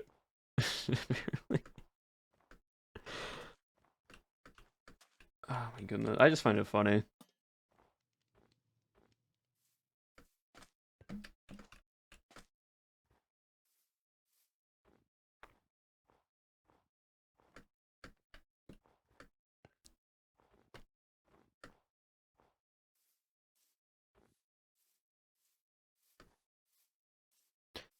I actually want to see Roz's castle. I want to see how much Roz actually got done.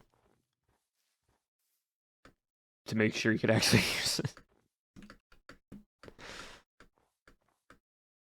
That's funny.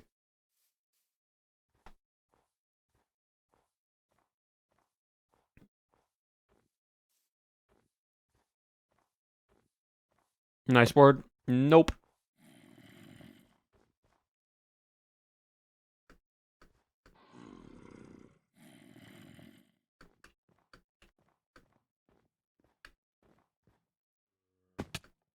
I do find it quite interesting how, like, I still have Roz's head. I'll just put it. I'll put it back in the chest when I get back over there. That how Roz's builds um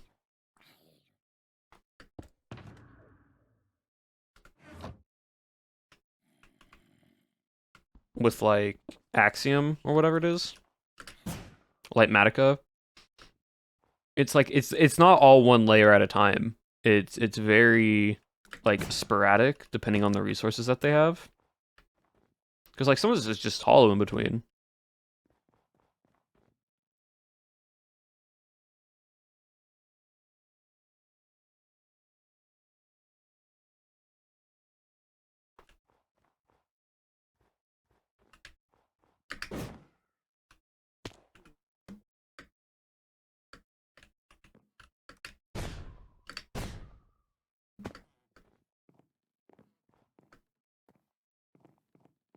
I'm trying to see.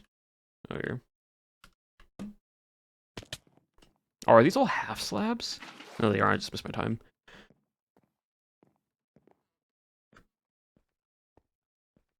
They're gonna better. Okay.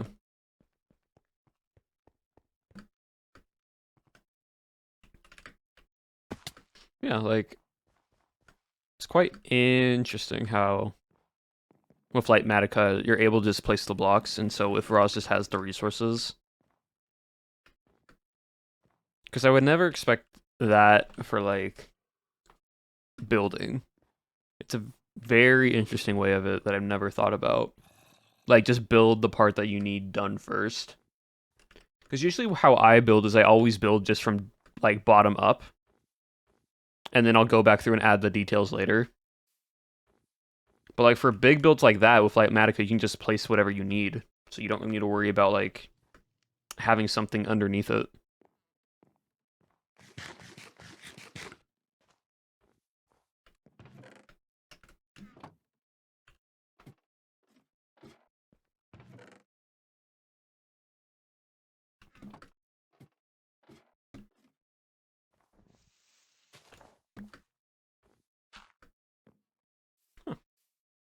Okay, chat. Um, I saw an interesting video where I didn't know this, but apparently you can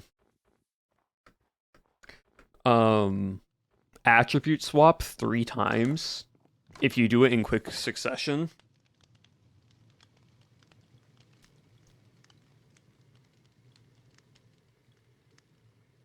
How? I don't. Basically, it's just like you start with 1. As you left click, you then go to 2 and 3. Yeah, I don't know. I saw someone do it. I saw a video of someone explaining the spear stuff. I want to test it. We are gonna test it because I have nothing else to do on the server now. Um, and so I am curious. So give me a second.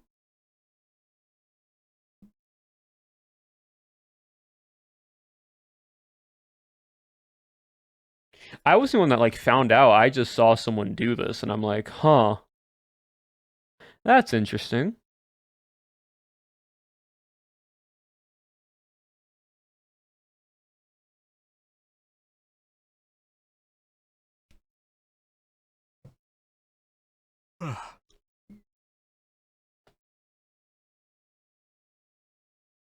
I need to change stream.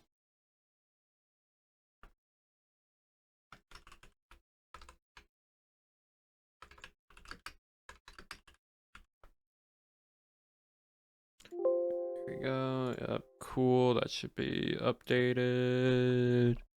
Right, should be updated. Say testing sphere. Yep, cool.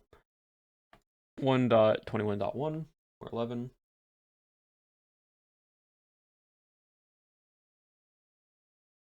Probably. Someone, speaking of emotes, somebody did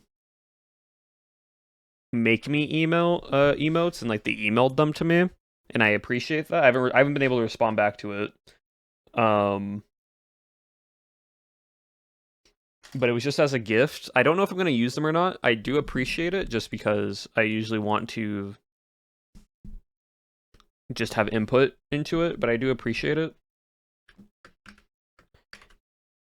Yeah, so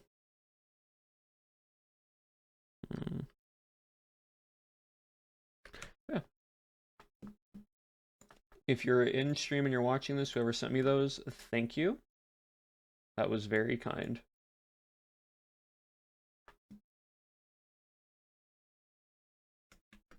Also, I would love if OBS actually captured my screen. Thank you. Okay, so how this was done.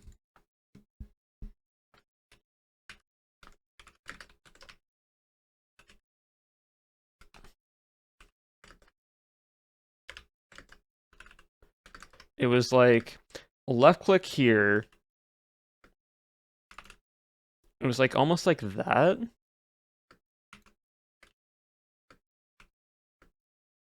That's just game mode survival.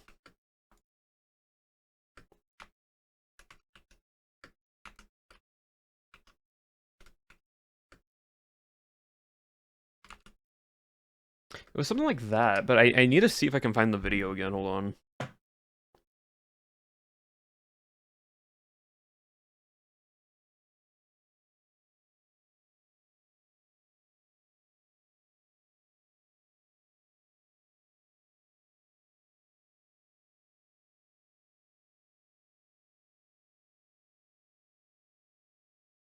Was it a YouTube short? No, it was this person that I saw.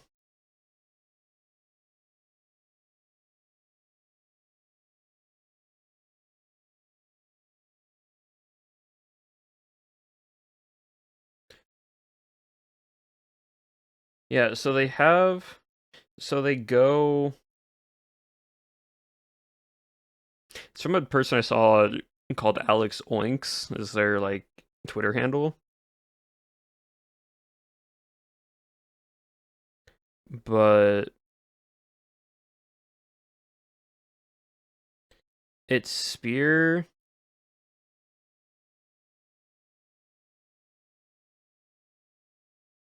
Oh, I see.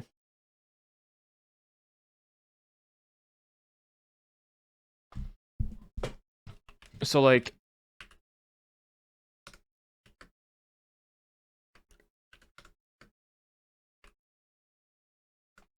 they started with this, and as soon as they went on their peak height, because this had breach on it, so it was a damage attribute thing. So slash mace,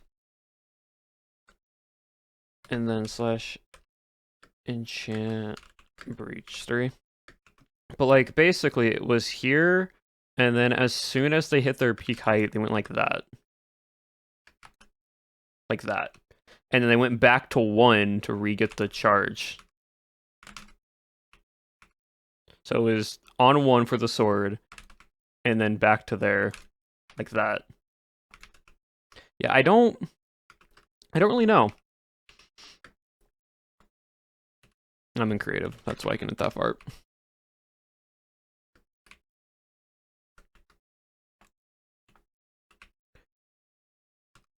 But it was basically on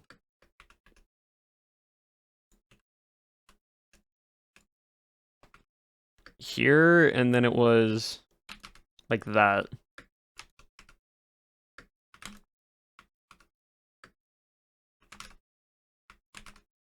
Yeah, I don't... Like, if you see how, like, my fingers are, or, like, how it is, it's basically on... As you're coming down, you left-click with the sword, swap to the spear for the range, then hit with the mace.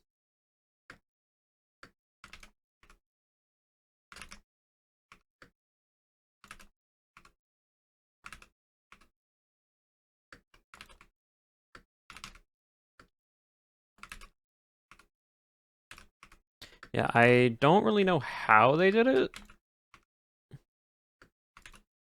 Like that, I'm assuming.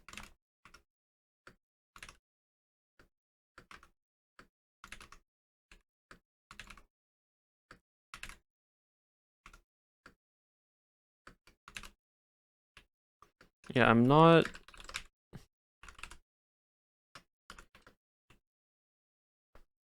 Keybinds together? Maybe, but that's just macroing at that point. This just was like...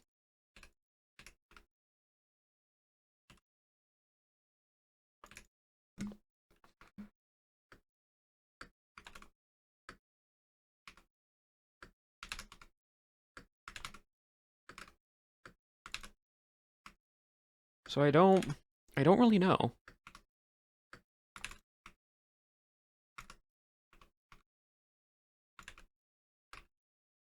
Because I know if you start with this, you can just...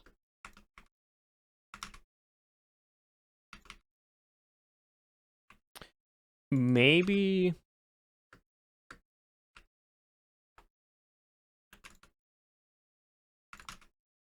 I think they do that just for the charge retime. But then they swap the... They left click... It's so weird. It's like left click here as soon as midway there. It's really interesting. I don't know how you'd actually be able to pull it off in proper PvP. Because, like, this is way more doable. Right? Like, that's just more doable.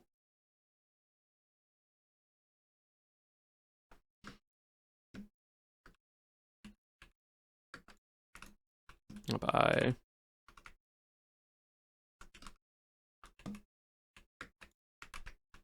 Oh. Hit wrong. Slash game mode. Creative.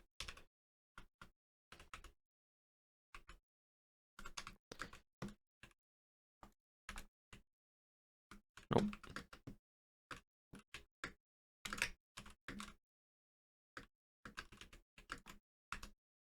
Wait, this is not... Oh, this is not Windburst. Whoops. I think I'm also... How did I do this last time? I haven't repracticed this in a while.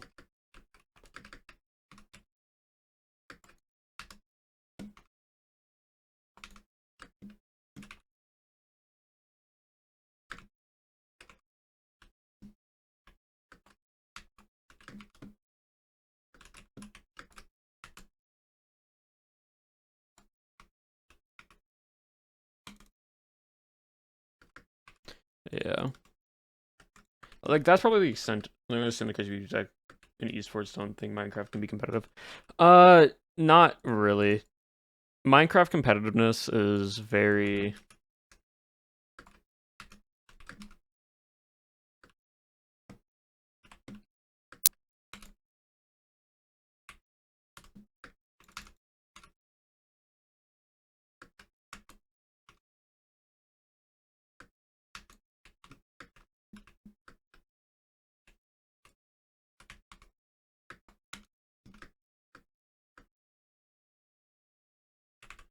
Could I, like, hypothetically have this in my offhand? And then... Oh, no, you can't, because this over... Okay, so that's interesting. Basically, if you have the spear in your hand, you can't right-click anything.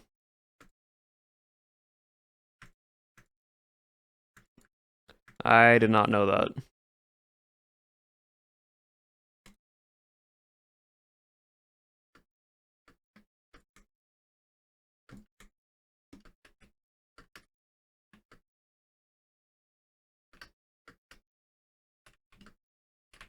That's quite interesting. That's weird.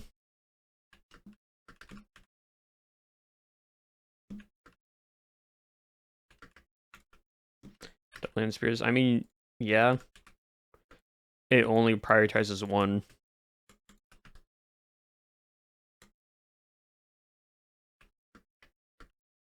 Spears in inventory. Basically, yeah.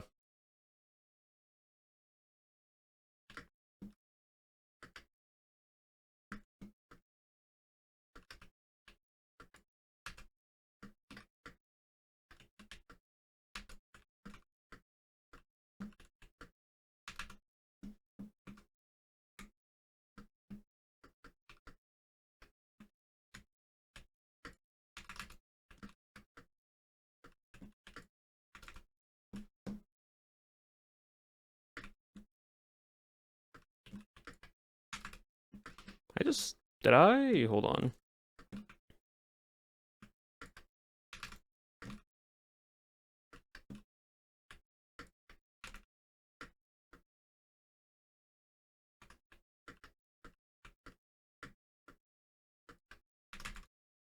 Oh, that's cool.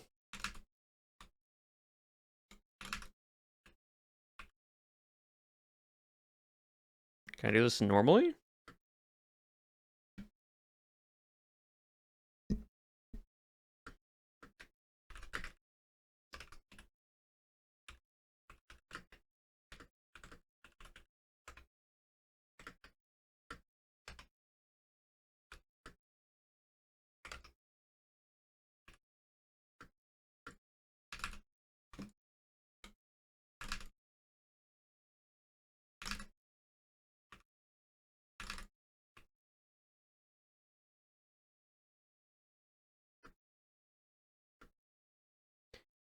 Like,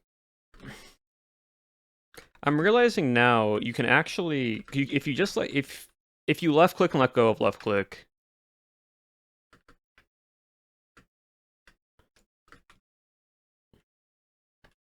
you still hit your target. You don't have to be holding left click. I just need to stop going over my target.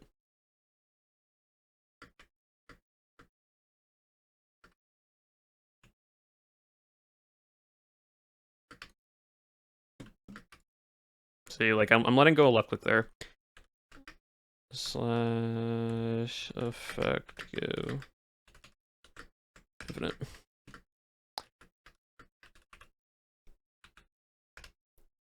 Well, I'm trying to wonder if I let go of left click. Yeah. Okay. Cool.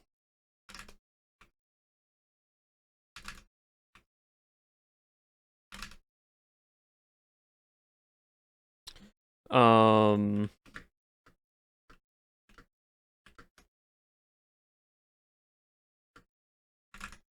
Nope. Nope. Nope. Oh my goodness. I need to.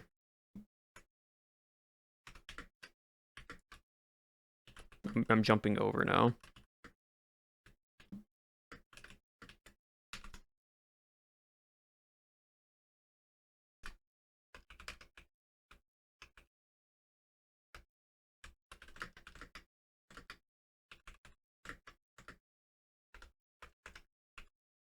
There. Not gonna take any damage now. Yeah, like I can still hit with my spear, and once my spear lands, I can then go swap it into a into the mace.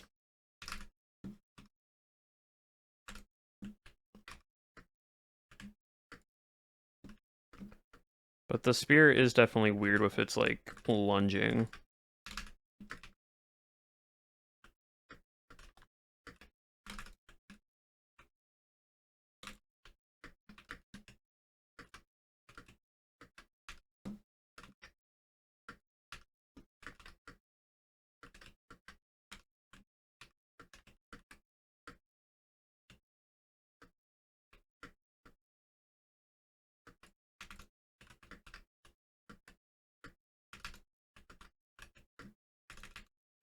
Hmm.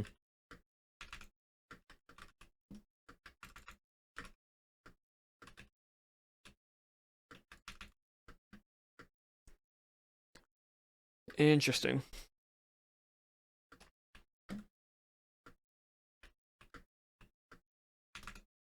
See? And there's also this method of like... I've been switching back to that way.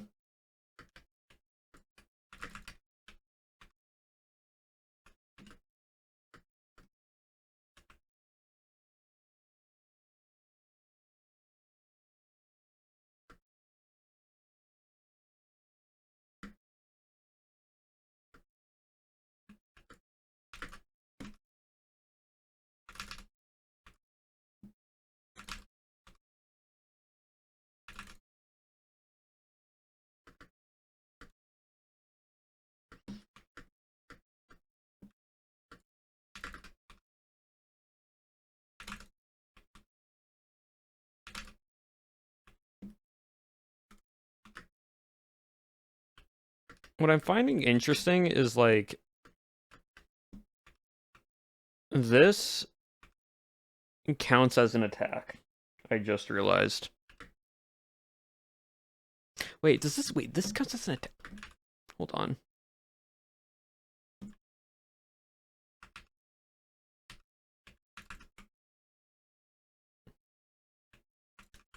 I think it's more for mace help than anything.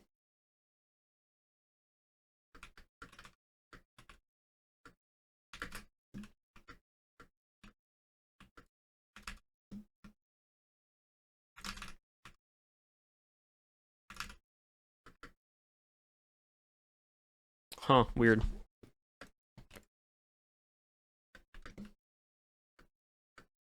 Oh yeah, chat. The other thing I was watching a Jude Law video yesterday. And like he was doing the whole mole fighting stuff because he was playing on Hoplite and doing traps and whatnot. Like there's hold on slash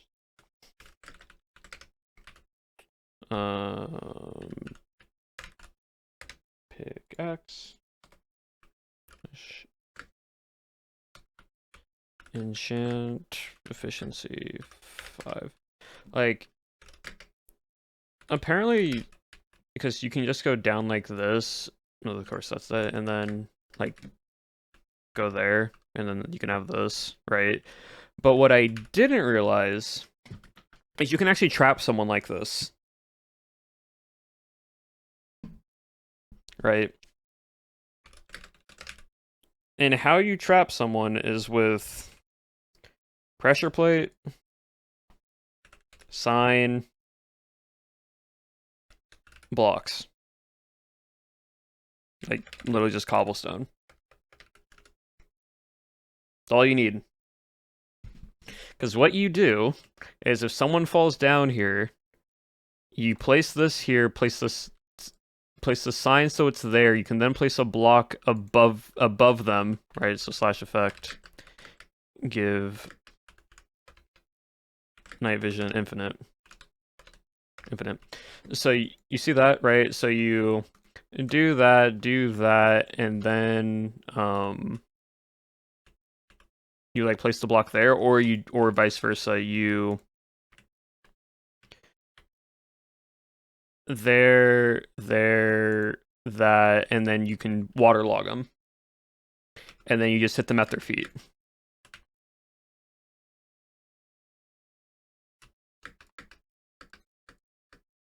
So you have this. So like technically, right? Say Husk is down here. I can put the pressure plate, I can then put a sign here. I can then also like fight to get that there, and then put that there, and then it's just this. Crawl critting, yeah. And it's just this. And so apparently this prevents them from getting upwards as easy because so this is what it looks like. You have this in your way, so you can't hit back at them because the sign's in your way. You can't right click because the sign's here. You can't place a block because the pressure plate, and you can't just swim up because the block is above you. And so you're now in this situation where you have to break the sign while you're underwater.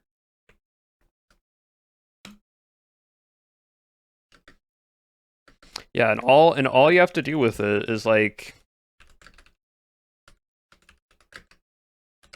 is just you're getting chased, you mine down some blocks, you mine one here, you then go there, you grab that one, you can mine in here a bit, you place that, they come in, you place that there, and I did that wrong order.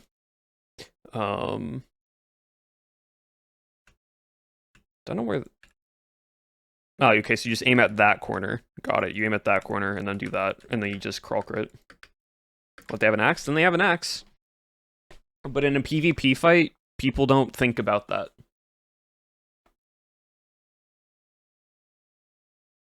I didn't make this. I saw Jude Low do this from one of his videos recently, and I'm like, oh, so that's what you're supposed to do.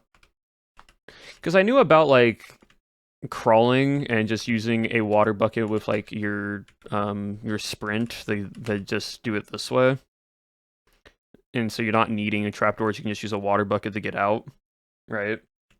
And the crazy part is, right, is like if someone is following you, right, and you guys are fighting, you can break theirs, they then stand up, and then you can do this whole thing again. Because then you can just do that to them here as well. Doesn't it just need to be in the way?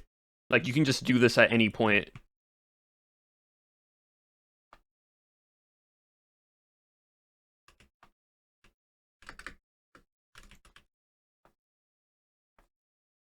In practice. So infinite traps. Basically, yeah. I have never done it on somebody before. I've just now known how to. I just realized how to do it because of Jude.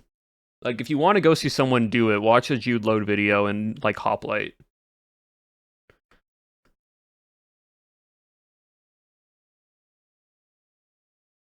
Until you run out of signs. Yeah, I mean, yeah, and you have 16 signs. You have 16 signs in that. The other thing is like, if you have it even more, again, same thing. You just kind of run to hide somewhere, dig down, dig there. See, I'm still trying to get the water bucket thing.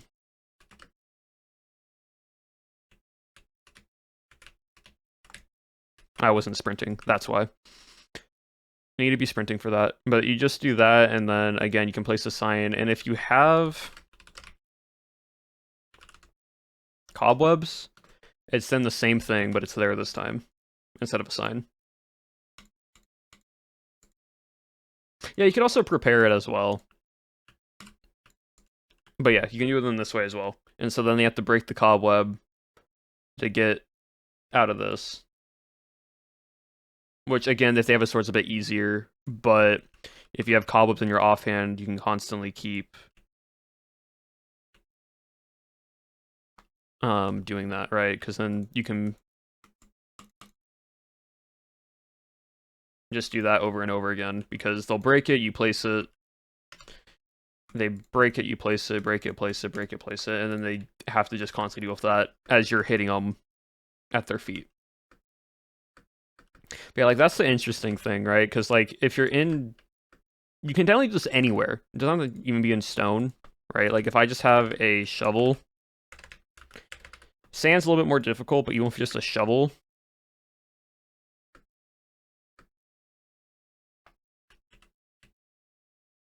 Oh, well, I dug too far down. But, like... Game? There you go. Oh, I am in creative. But you see what I mean? Like... Slash game mode survival. Right, like, if I'm being chased, I could...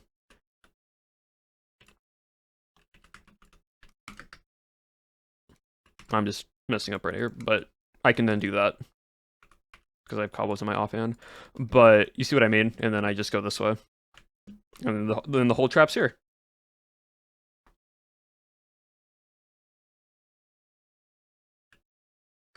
Let them chase, break above them, do the trap. Yeah, basically. Like, the entirety of this trap is, like, if I'm being chased, I can go somewhere, do this, place a few blocks above me, give me some time, not fall in a cave. But even if I wasn't in a cave, I can just go here, do that, break here, go away. They fall in the hole, and then I can do that to them.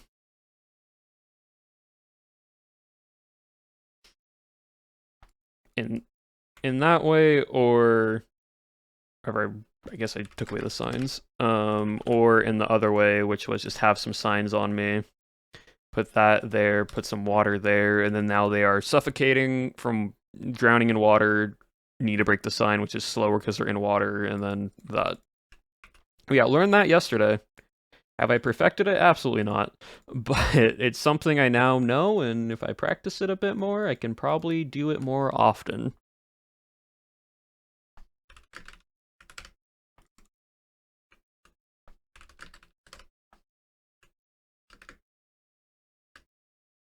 Yeah, it's really simple to do, which is crazy.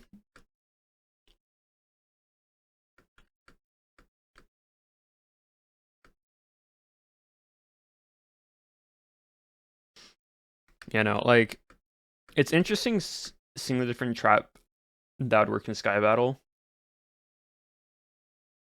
I mean, yes and no. You can't really do it in Sky Battle. You have the cobwebs.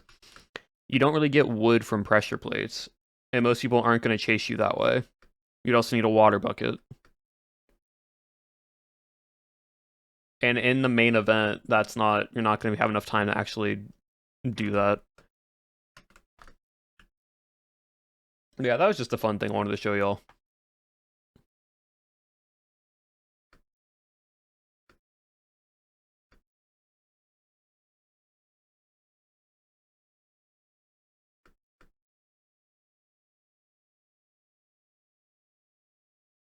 Yeah, I am curious though. Like, I wonder if not Mojang.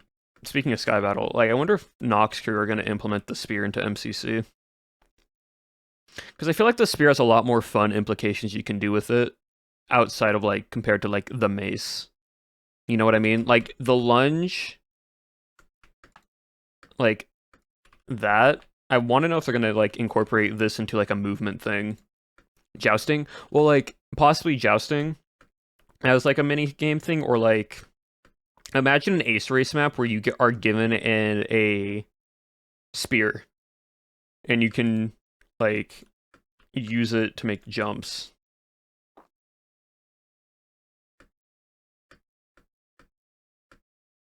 And like for different sections. I think that would be cool.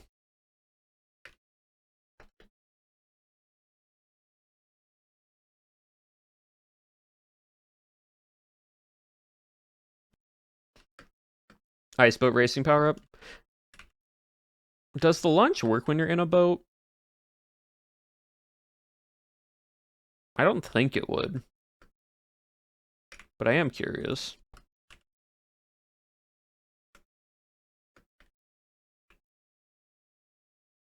No, okay. Missing spear, we are. Did that just instantly break the boat?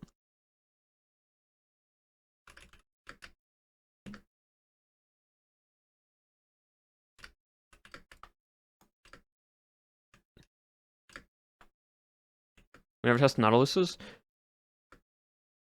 Does that destroy the...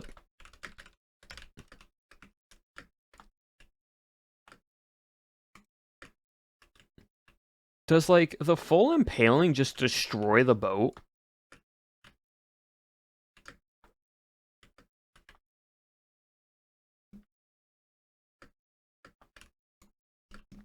Yeah, it just one-shots the boat. Okay. That's crazy. Huh. Alright, the Nautiluses. Forgot about those guys. Actually, slash game mode, creative.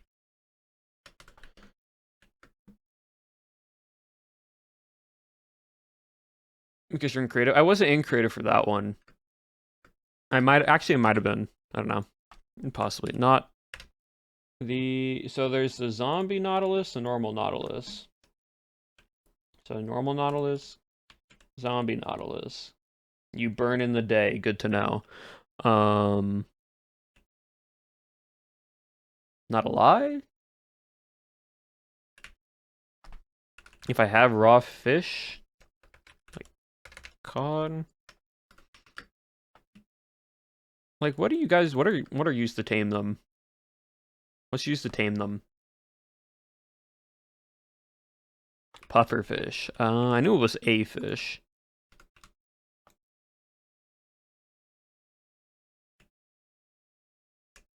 Okay. Yeah, and then if you have pufferfish in your hand, they will follow? No, they do not care for pufferfish. Okay. Saddle.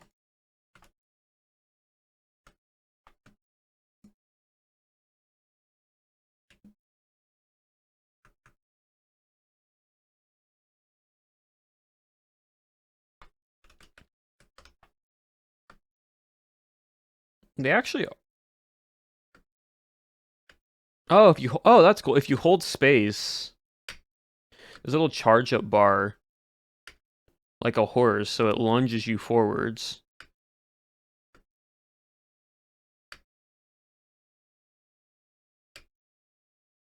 And then there's a slight cooldown because you can't charge it up again after.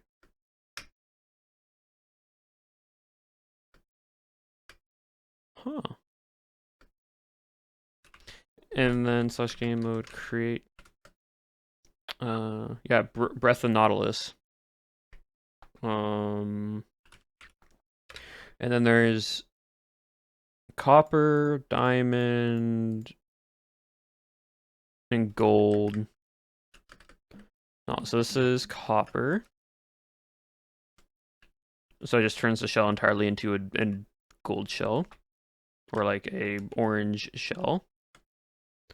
I will. This is. Oh, I took off the saddle. This is iron.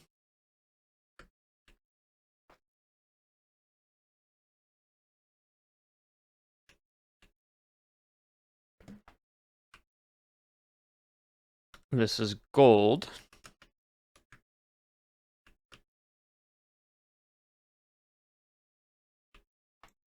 Of course, you got diamond.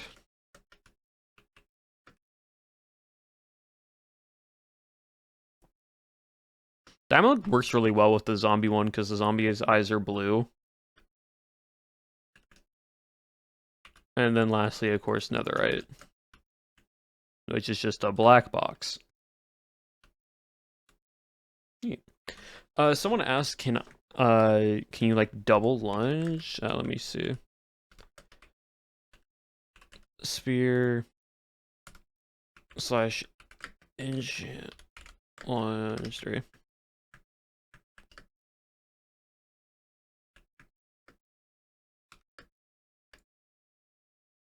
No, so you can only just do the normal.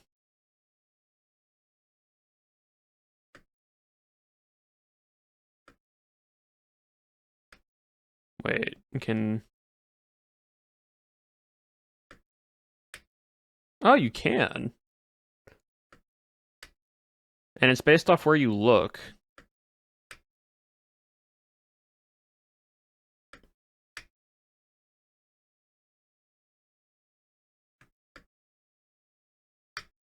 You can jump out of the water, though, like a dolphin.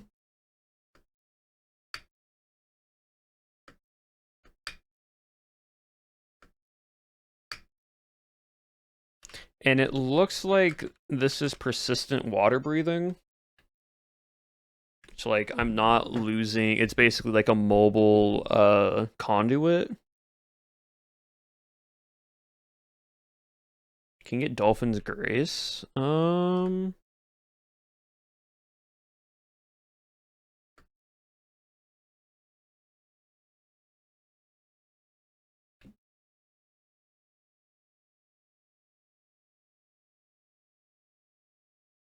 Doesn't seem like it. Yeah, because I instantly get it now. but then it goes away once I get on the Nautilus.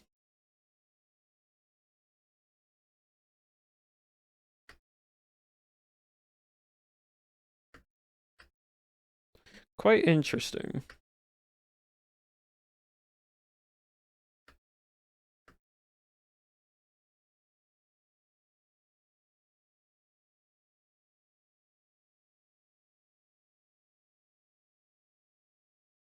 Did we get here?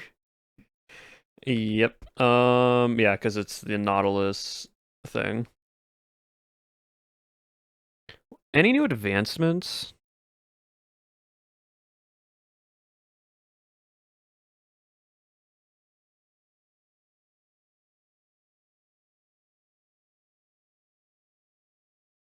I know there was the spear one. Is it only one? Just being the kebab?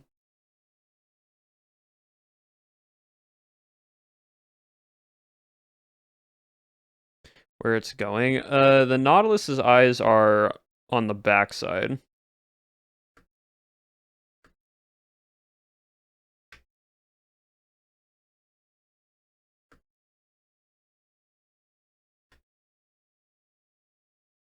I'm actually curious about something. Hold on.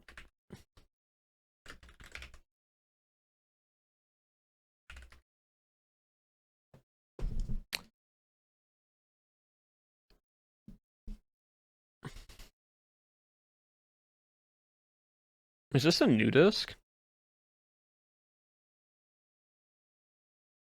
Because Relic.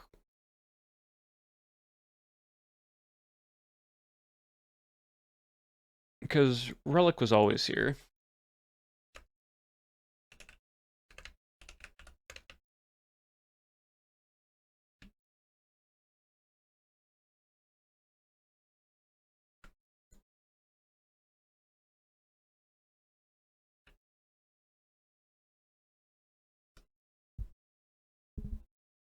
Teardrops from gas have been here already.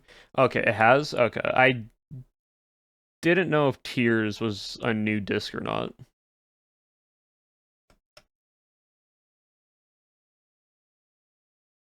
Yeah, that one's already been here for a while. Oh, okay, yeah, that's what that one is. And you have Lava Chicken, cool. Interesting. I didn't know if they would drop like a new music disc or not. Because they sometimes do with updates.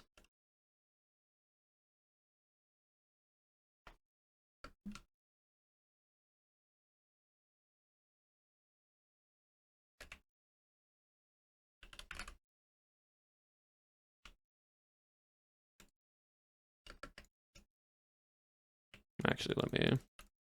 It's easier to just do it this way.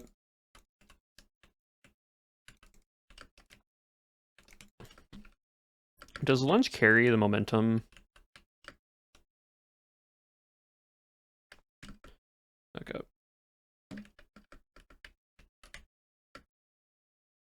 I just missed. Any potions that could be interesting for Nautilus? One. Okay.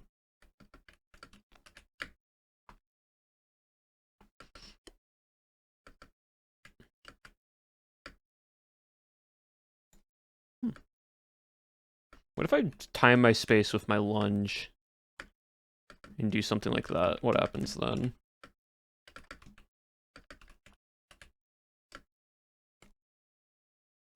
Oh, interesting.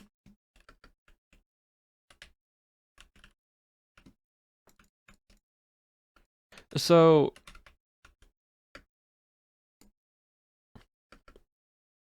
that's really cool. So remember in old Minecraft, when you held space, you didn't get height, but you got forward momentum. But now if you hold space, you get height with forward momentum. So you bounce higher, of course, when you're holding space now.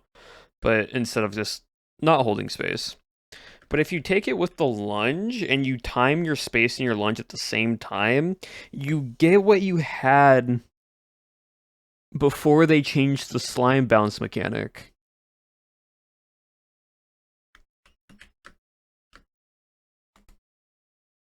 Like, as soon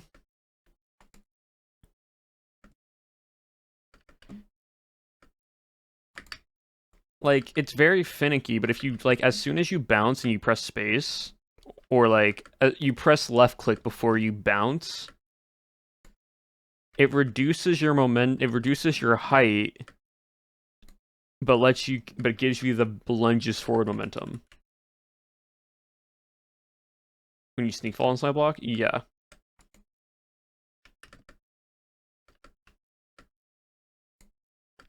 That's interesting. You still get it, but you get like the you get the movement of the lunge because it pushes you forward, so it cancels out some of that vertical movement. Huh. What if I jumped from like a really high height? Yeah, it can't. That's crazy. Like if you time it right on anything of a higher thing, if you do it too early, it goes there. But as soon as you hit space, huh? You time it just right. You basically press space and left click at the same time. You cancel out your bounce, and it forces you forwards. Interesting. I did not realize that.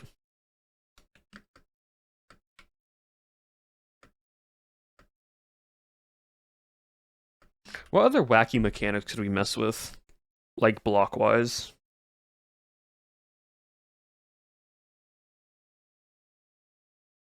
On Battle Master? Yeah, it'd be cool. Um...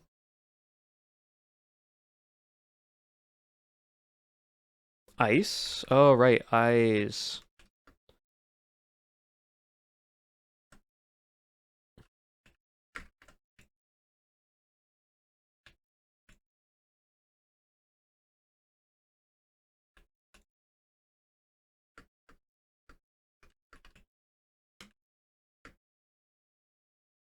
Oh, that's cool. Because if you aim low, you're not going to go as far, but if you're holding spacebar,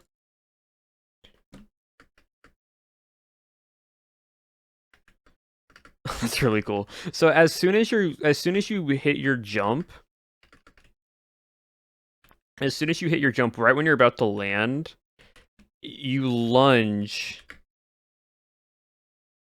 and you actually get a more speed. Huh.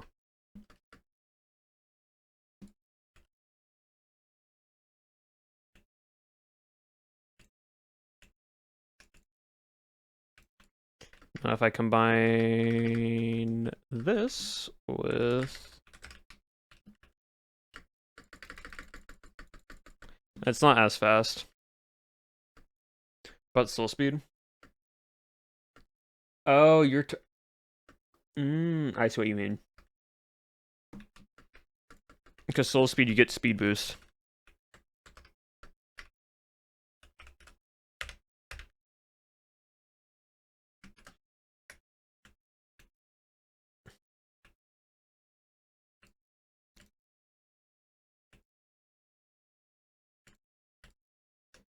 Ice boat, yeah. Any increase in movement will allow it. But I'm curious now.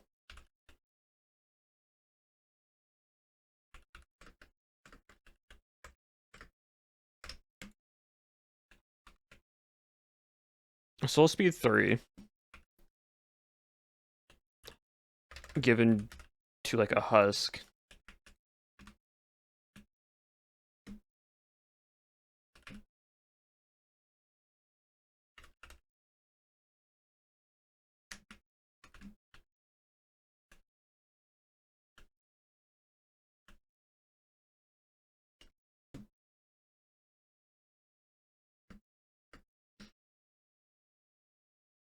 But I think you can get the momentum from a boat. How much was that to kill the brute?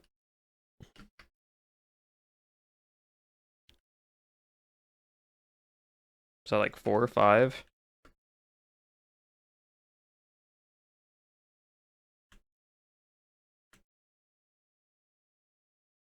So that was 4 that time.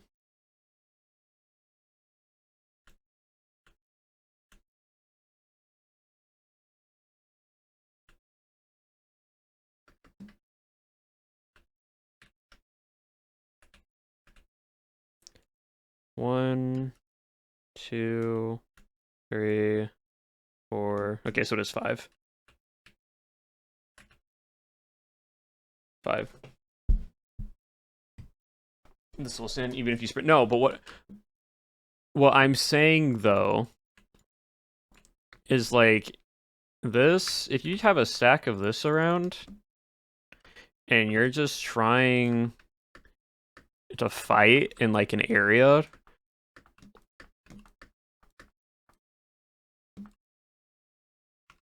like you can be on like soul speed and you still get a brief period of it. It doesn't instantly go away. So like, well, you just okay, well.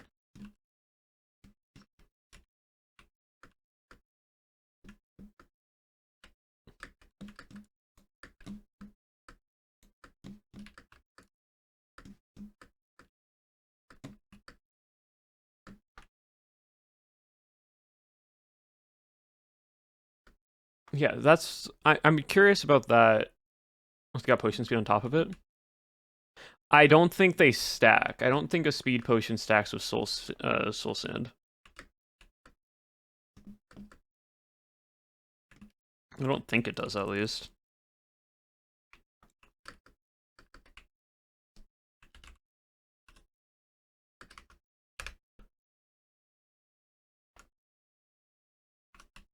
Never mind, it does. Okay, yeah.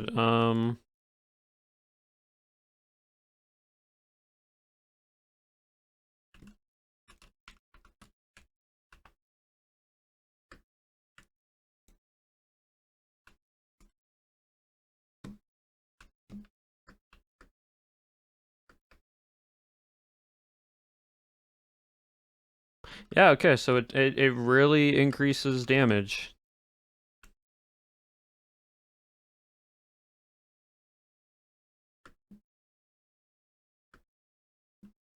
So like just yep, basically. We're just seeing what like it works with right now.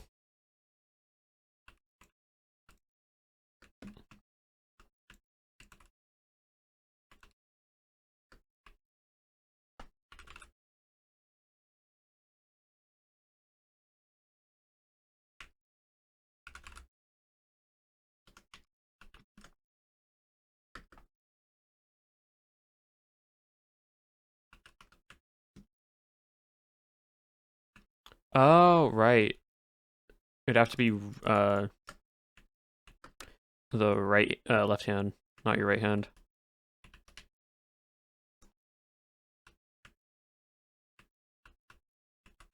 That's a good chunk of damage to get that.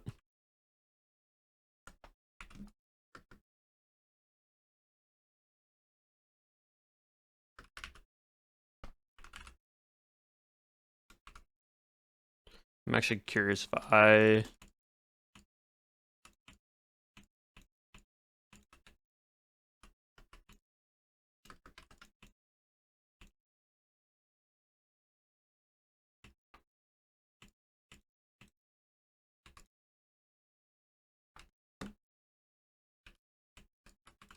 think the boat's going. It's not. Okay.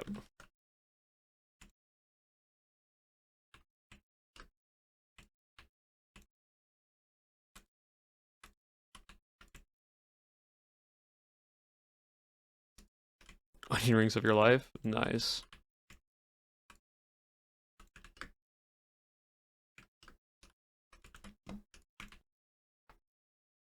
Like if I put this here and I just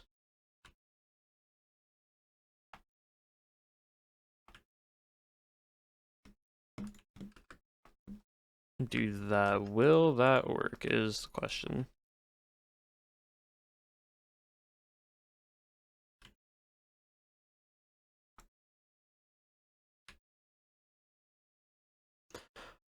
Oh, interesting. Okay. So boats, you have to not be moving. You can't be holding W. You have to put it down first beforehand.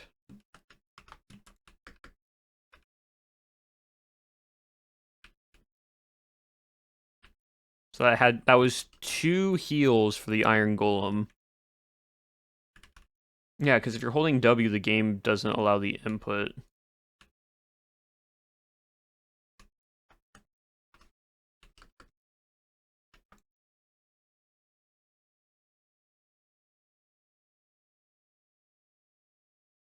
I mean, possibly. I saw something where someone made a, like, it was in Bedrock, but it was the fastest moving boat in Minecraft, basically.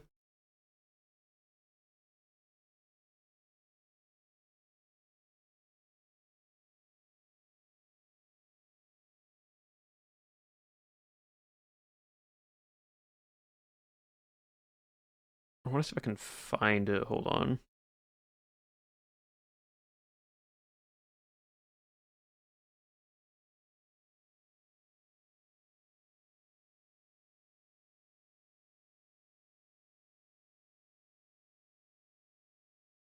A minecart would work, but again, like the principles of setting up jousting stuff is if it's for purely a jousting thing, yes, but if not, it doesn't really have the implications of it. Because like ideally, the best way to use the spear, as we've found out now, is just being able to attribute swap with it and like give it the range damage.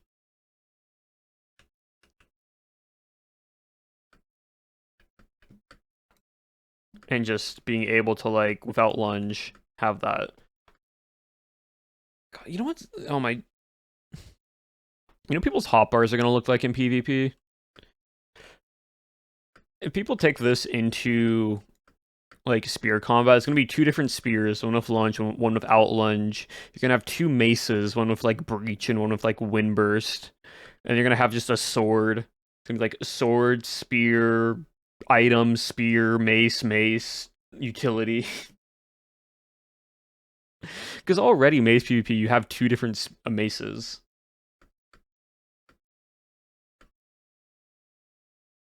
Who needs a sword anymore? I mean, true, yeah. But like this just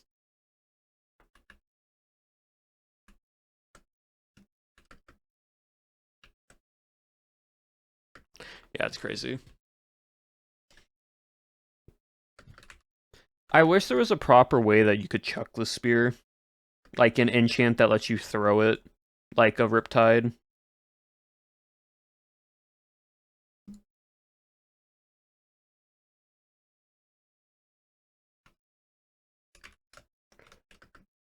Would be really interesting. I want to see if I can build.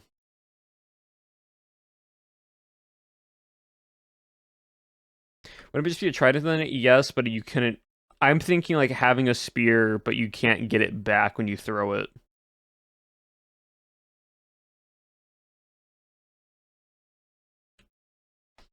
That's what I'm thinking. Like, you can just chuck them because it's just a wooden stake. It's just 2 pieces. It's like literally the crafting recipe for a spear.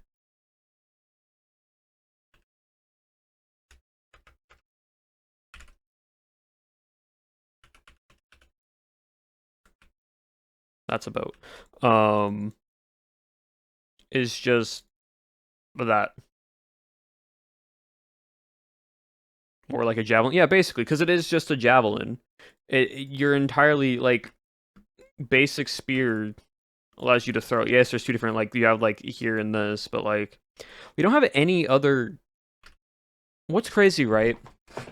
We have no other ranged based weapons besides a bow, a crossbow, and a trident. The spear gives you like 4.5 reach, but it's not like range, right? We don't have any other ranged based item.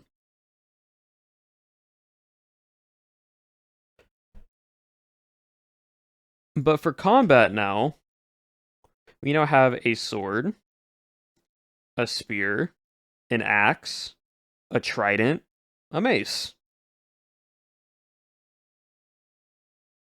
Like they even categorize melee versus non-melee.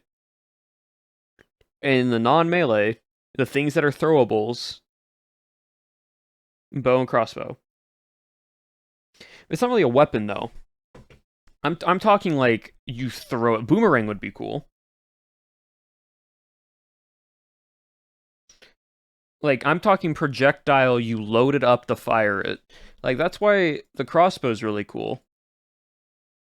Is because like you can fire fireworks with it, and they are so strong. They're gonna do anything if they don't have the actual explosive charges. But like,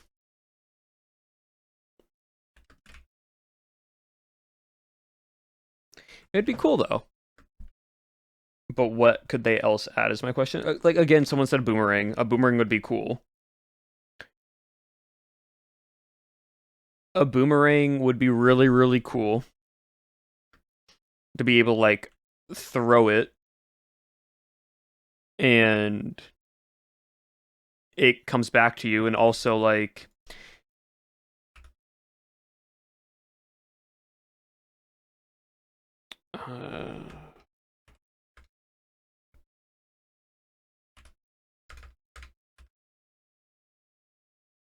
like imagine the boomerang, right? Since it's a projectile, you could do stuff like this where like hypothetically, right? You could throw the boomerang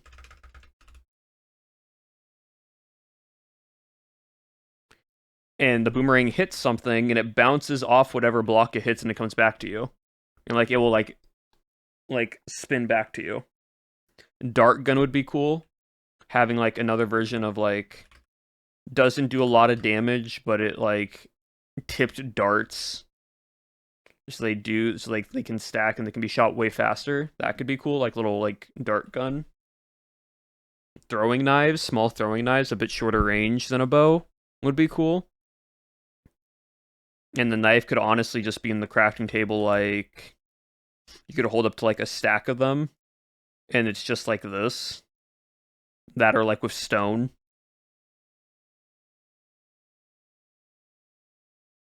And that's just how you make the knife. Like a short blade of it. Um a item that is both a weapon and a utility is I think it's called a bolo.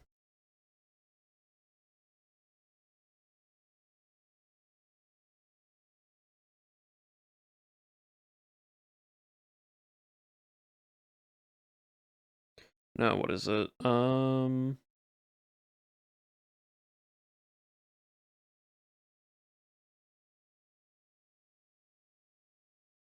Anime weapons. I want something that can like I don't want anime weapons. I'm wanting just items more projectile based things. Tomahawk, stuff I rate. Um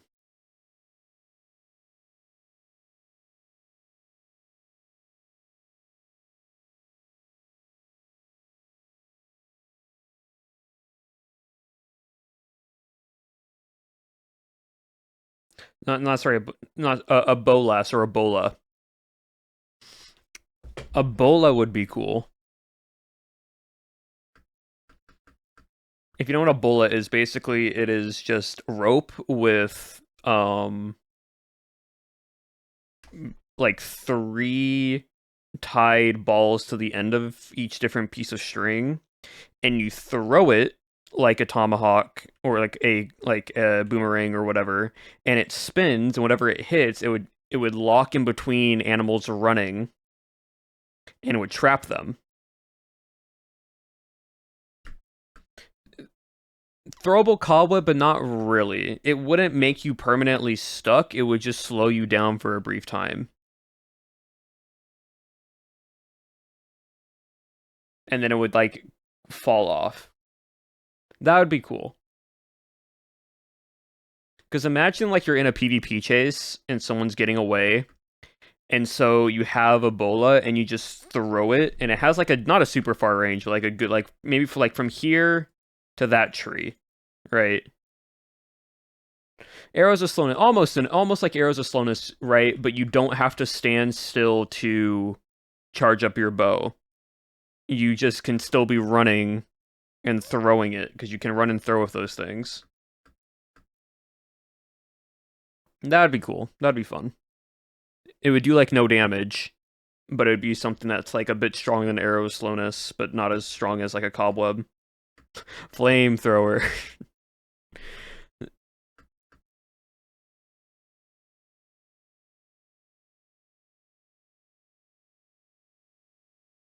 Throwing net.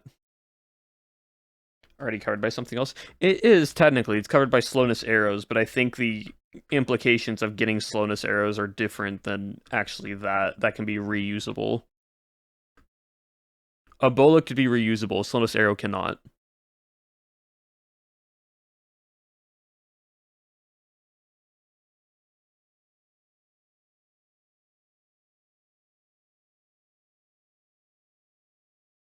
Also, what I would love, this is a melee based item, but I would love if Mojang at some point gave the player the ability, like an item, like a weapon, that was just like gauntlets. And when you wear these gauntlets, you have left and right click that are punches. And you could basically combo punch people in Minecraft with left and right click back and forth. Like left click is a jab, right click is like an actual proper like roundhouse punch. Street Fighter. Basically, yeah, I think it'd be fun to give Minecraft like some very basic combo implications that you could do in actual fighting. Because right now this is all we can do. We can never use our right hand for anything else besides right clicking. So if you have gauntlets on, you'd be able to punch with both hands. And you could go like punch, go back, punch. Like you could sidestep inside. That would be fun. That would be cool little bits of like fun mini game mechanics, fun PvP stuff. Because we can't use our right hand yet. We've never used our right hand to punch anything unless you like switch the um mouse keybinds to be able to punch with left instead of right. Hand-to-hand combat mechanics would go. It couldn't be super. It couldn't be anything too complex, but the ability just to punch with left and right would be cool. Because that would be fun, being able to have like the same reach as a sword, but you're able to punch faster than the sword. There's a little bit less damage, but you could like combo, like actually combo people with like left clicks, and like right click does a little bit more damage. And you can like act. That would be fun. That would be super fun. To be fair, this is someone who came from Smash Bros. Having both, well, no. So the thing is, right? When you have a sword, it's just the sword. So like it would just be the gauntlets on screen that you'd see in like the bottom left and right hand of your screen. Because like when you put your hands up, when you're actually like sparring someone, your hands aren't above your eyes; they're like right below your eyesight. And so like that's how you would properly. Also, it's coming from someone who has a martial arts background. Um, but like just having it be here and here comes up when you use the gauntlet. Yeah, exactly. Little Mac Man says, no, I wasn't a little Mac Man. I played, what was his name? I didn't play him a lot, but I did characters. He was the DLC character. What was his name? Oh, Kazuya. That's who he was. I played Kazuya. Kazuya was basically just combo heavy, so it was very fun to play with combos. because Kazuya came from a Street Fighter based game. So that's the fun of just comboing. And so that's why I like comboing. I enjoy being able to do silly things with like in fighting because it goes crazy.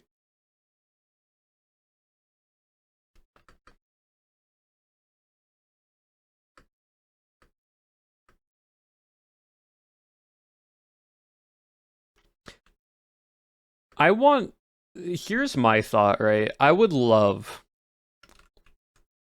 oh, yeah, I'll stick with Kirby.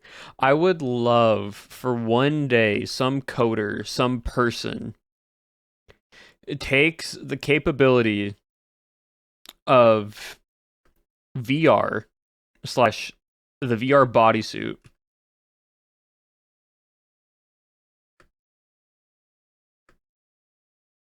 Right. Takes the VR bodysuit and like tracking, like hand tracking and such, puts it into Minecraft, right? And allows the ability to then be able to use both hands to climb up stuff, grapple with other players, and actually do proper like combat movement of like being able to shove someone, grab someone, move them over, like being able to punch, kick, do all of that, and then take all of that, right? But it's not just like visually, it's the Minecraft player model being controlled in that way. So like the hands, the arms have joints, the legs have joints, you're able to jump and everything.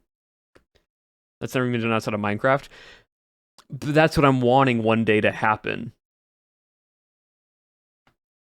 There's mods for comboing stuff, yes, but I want someone to physically be able to take the implications of someone doing it IRL and transferring over the combat into a game like Minecraft. Because one day technology will get to that point, and it's going to be cool. One can dream. Peak VR would be crazy. Peak VR would go absolutely crazy.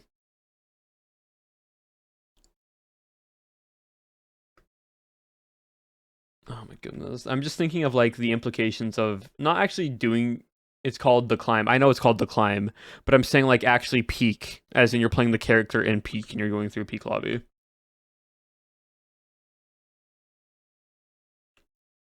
What is my favorite Christmas tradition every year? Um okay, so this is a family tradition and that I enjoy. There's two things, right?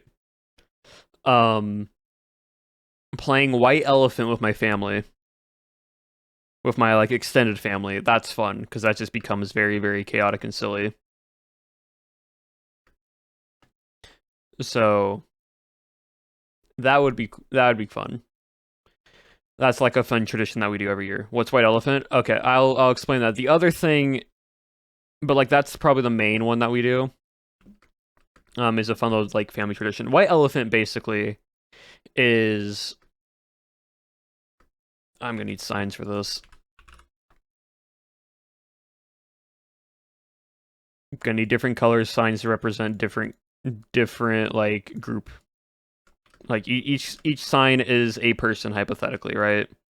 So so treat all of these as people, just different signs as people to make this the easiest way possible, right? How I all right. Each person brings a gift. How many? 1, 2, 3, 4, 5, 6, 7, 8. All right. Each person brings a gift. Now, White Elephant rules can vary. Some can be like you have to have you can't go over X amount with your gift when you buy it. You can't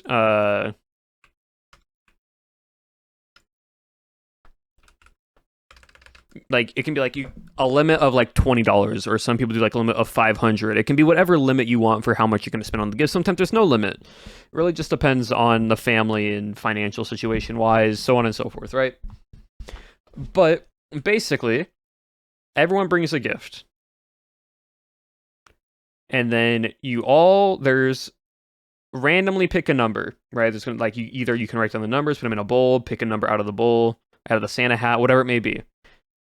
For simplicity's sake, we're gonna say this is 1 and this is 8. Okay, it can just be however many,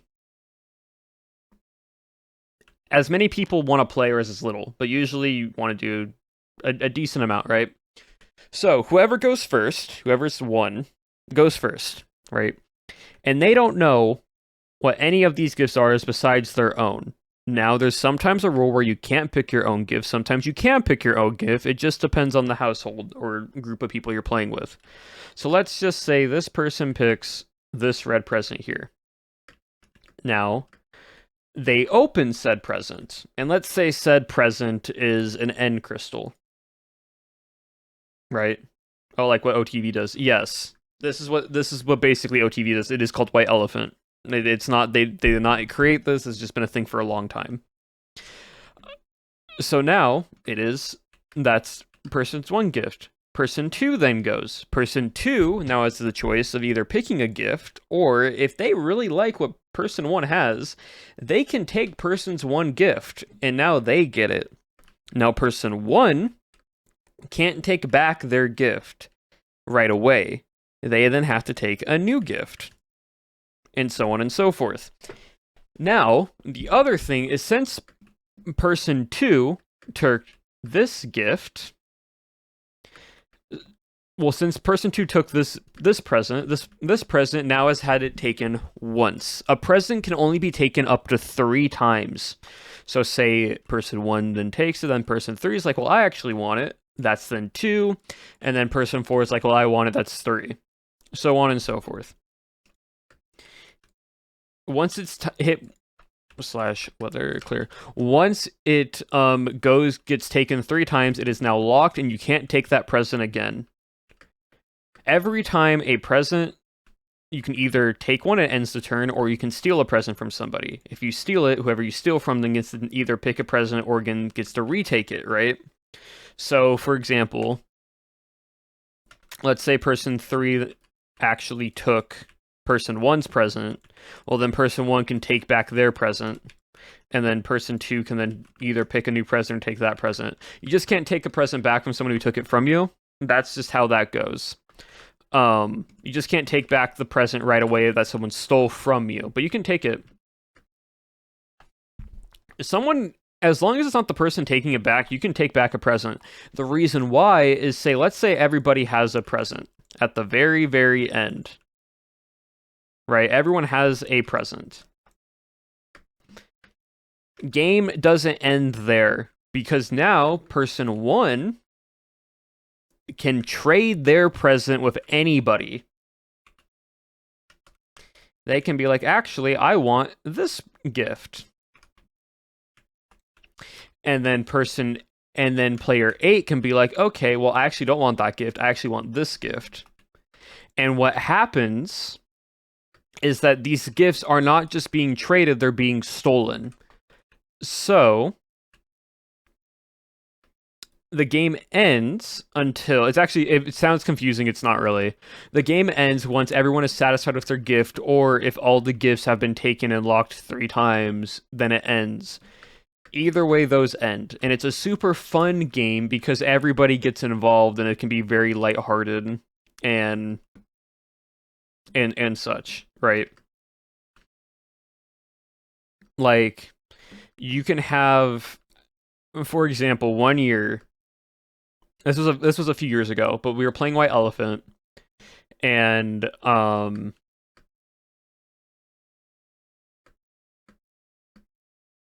you can do gag gifts, you can do funny gifts, it can be whatever.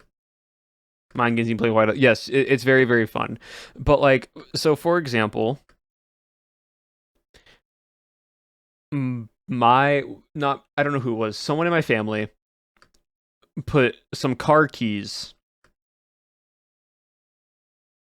into the gift, into like this gift bag. And so everyone saw car keys and we're like, what car keys?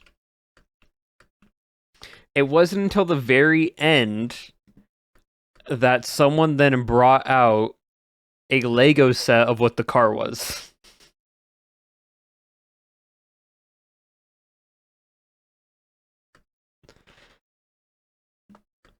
So like you can do fun silly things like that. I did one gift where I took an entire thing of saran wrap and I saran wrapped what actually was inside the gift that was inside.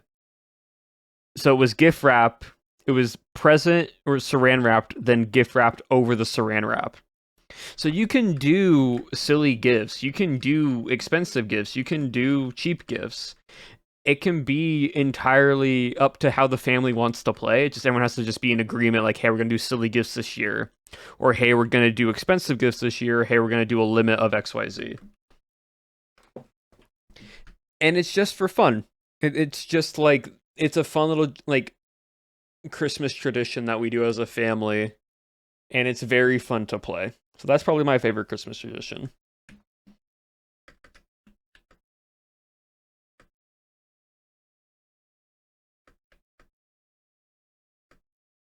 Yeah. Anyways, though, chat, we are over 3 hours, and I want to go get lunch because I'm hungry. So we're gonna call it there for today. I hope you all did enjoy a bit of Christmas SMP and then a little bit of spear testing to finish off stream. What's the other tradition? It's not so much a Christmas tradition. It's just that every Christmas year we play left, right, center, which is just another fun little game that we play as a family. But anyway, chat, we are gonna go raid. Also, there's a break happening right now, so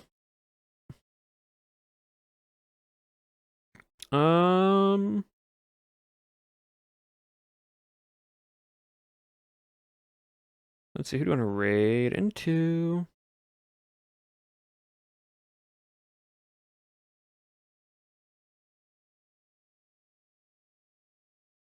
We're gonna raid into Apo because we don't normally get to raid into Apo.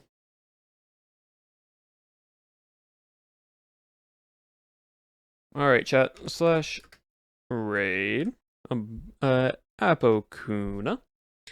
Thank you all for joining in. You all have been awesome, amazing, and wonderful as always. I hope you all have a wonderful weekend. I will see you all later. And remember, abolish your regret, and I will see you all next time. Bye, chat.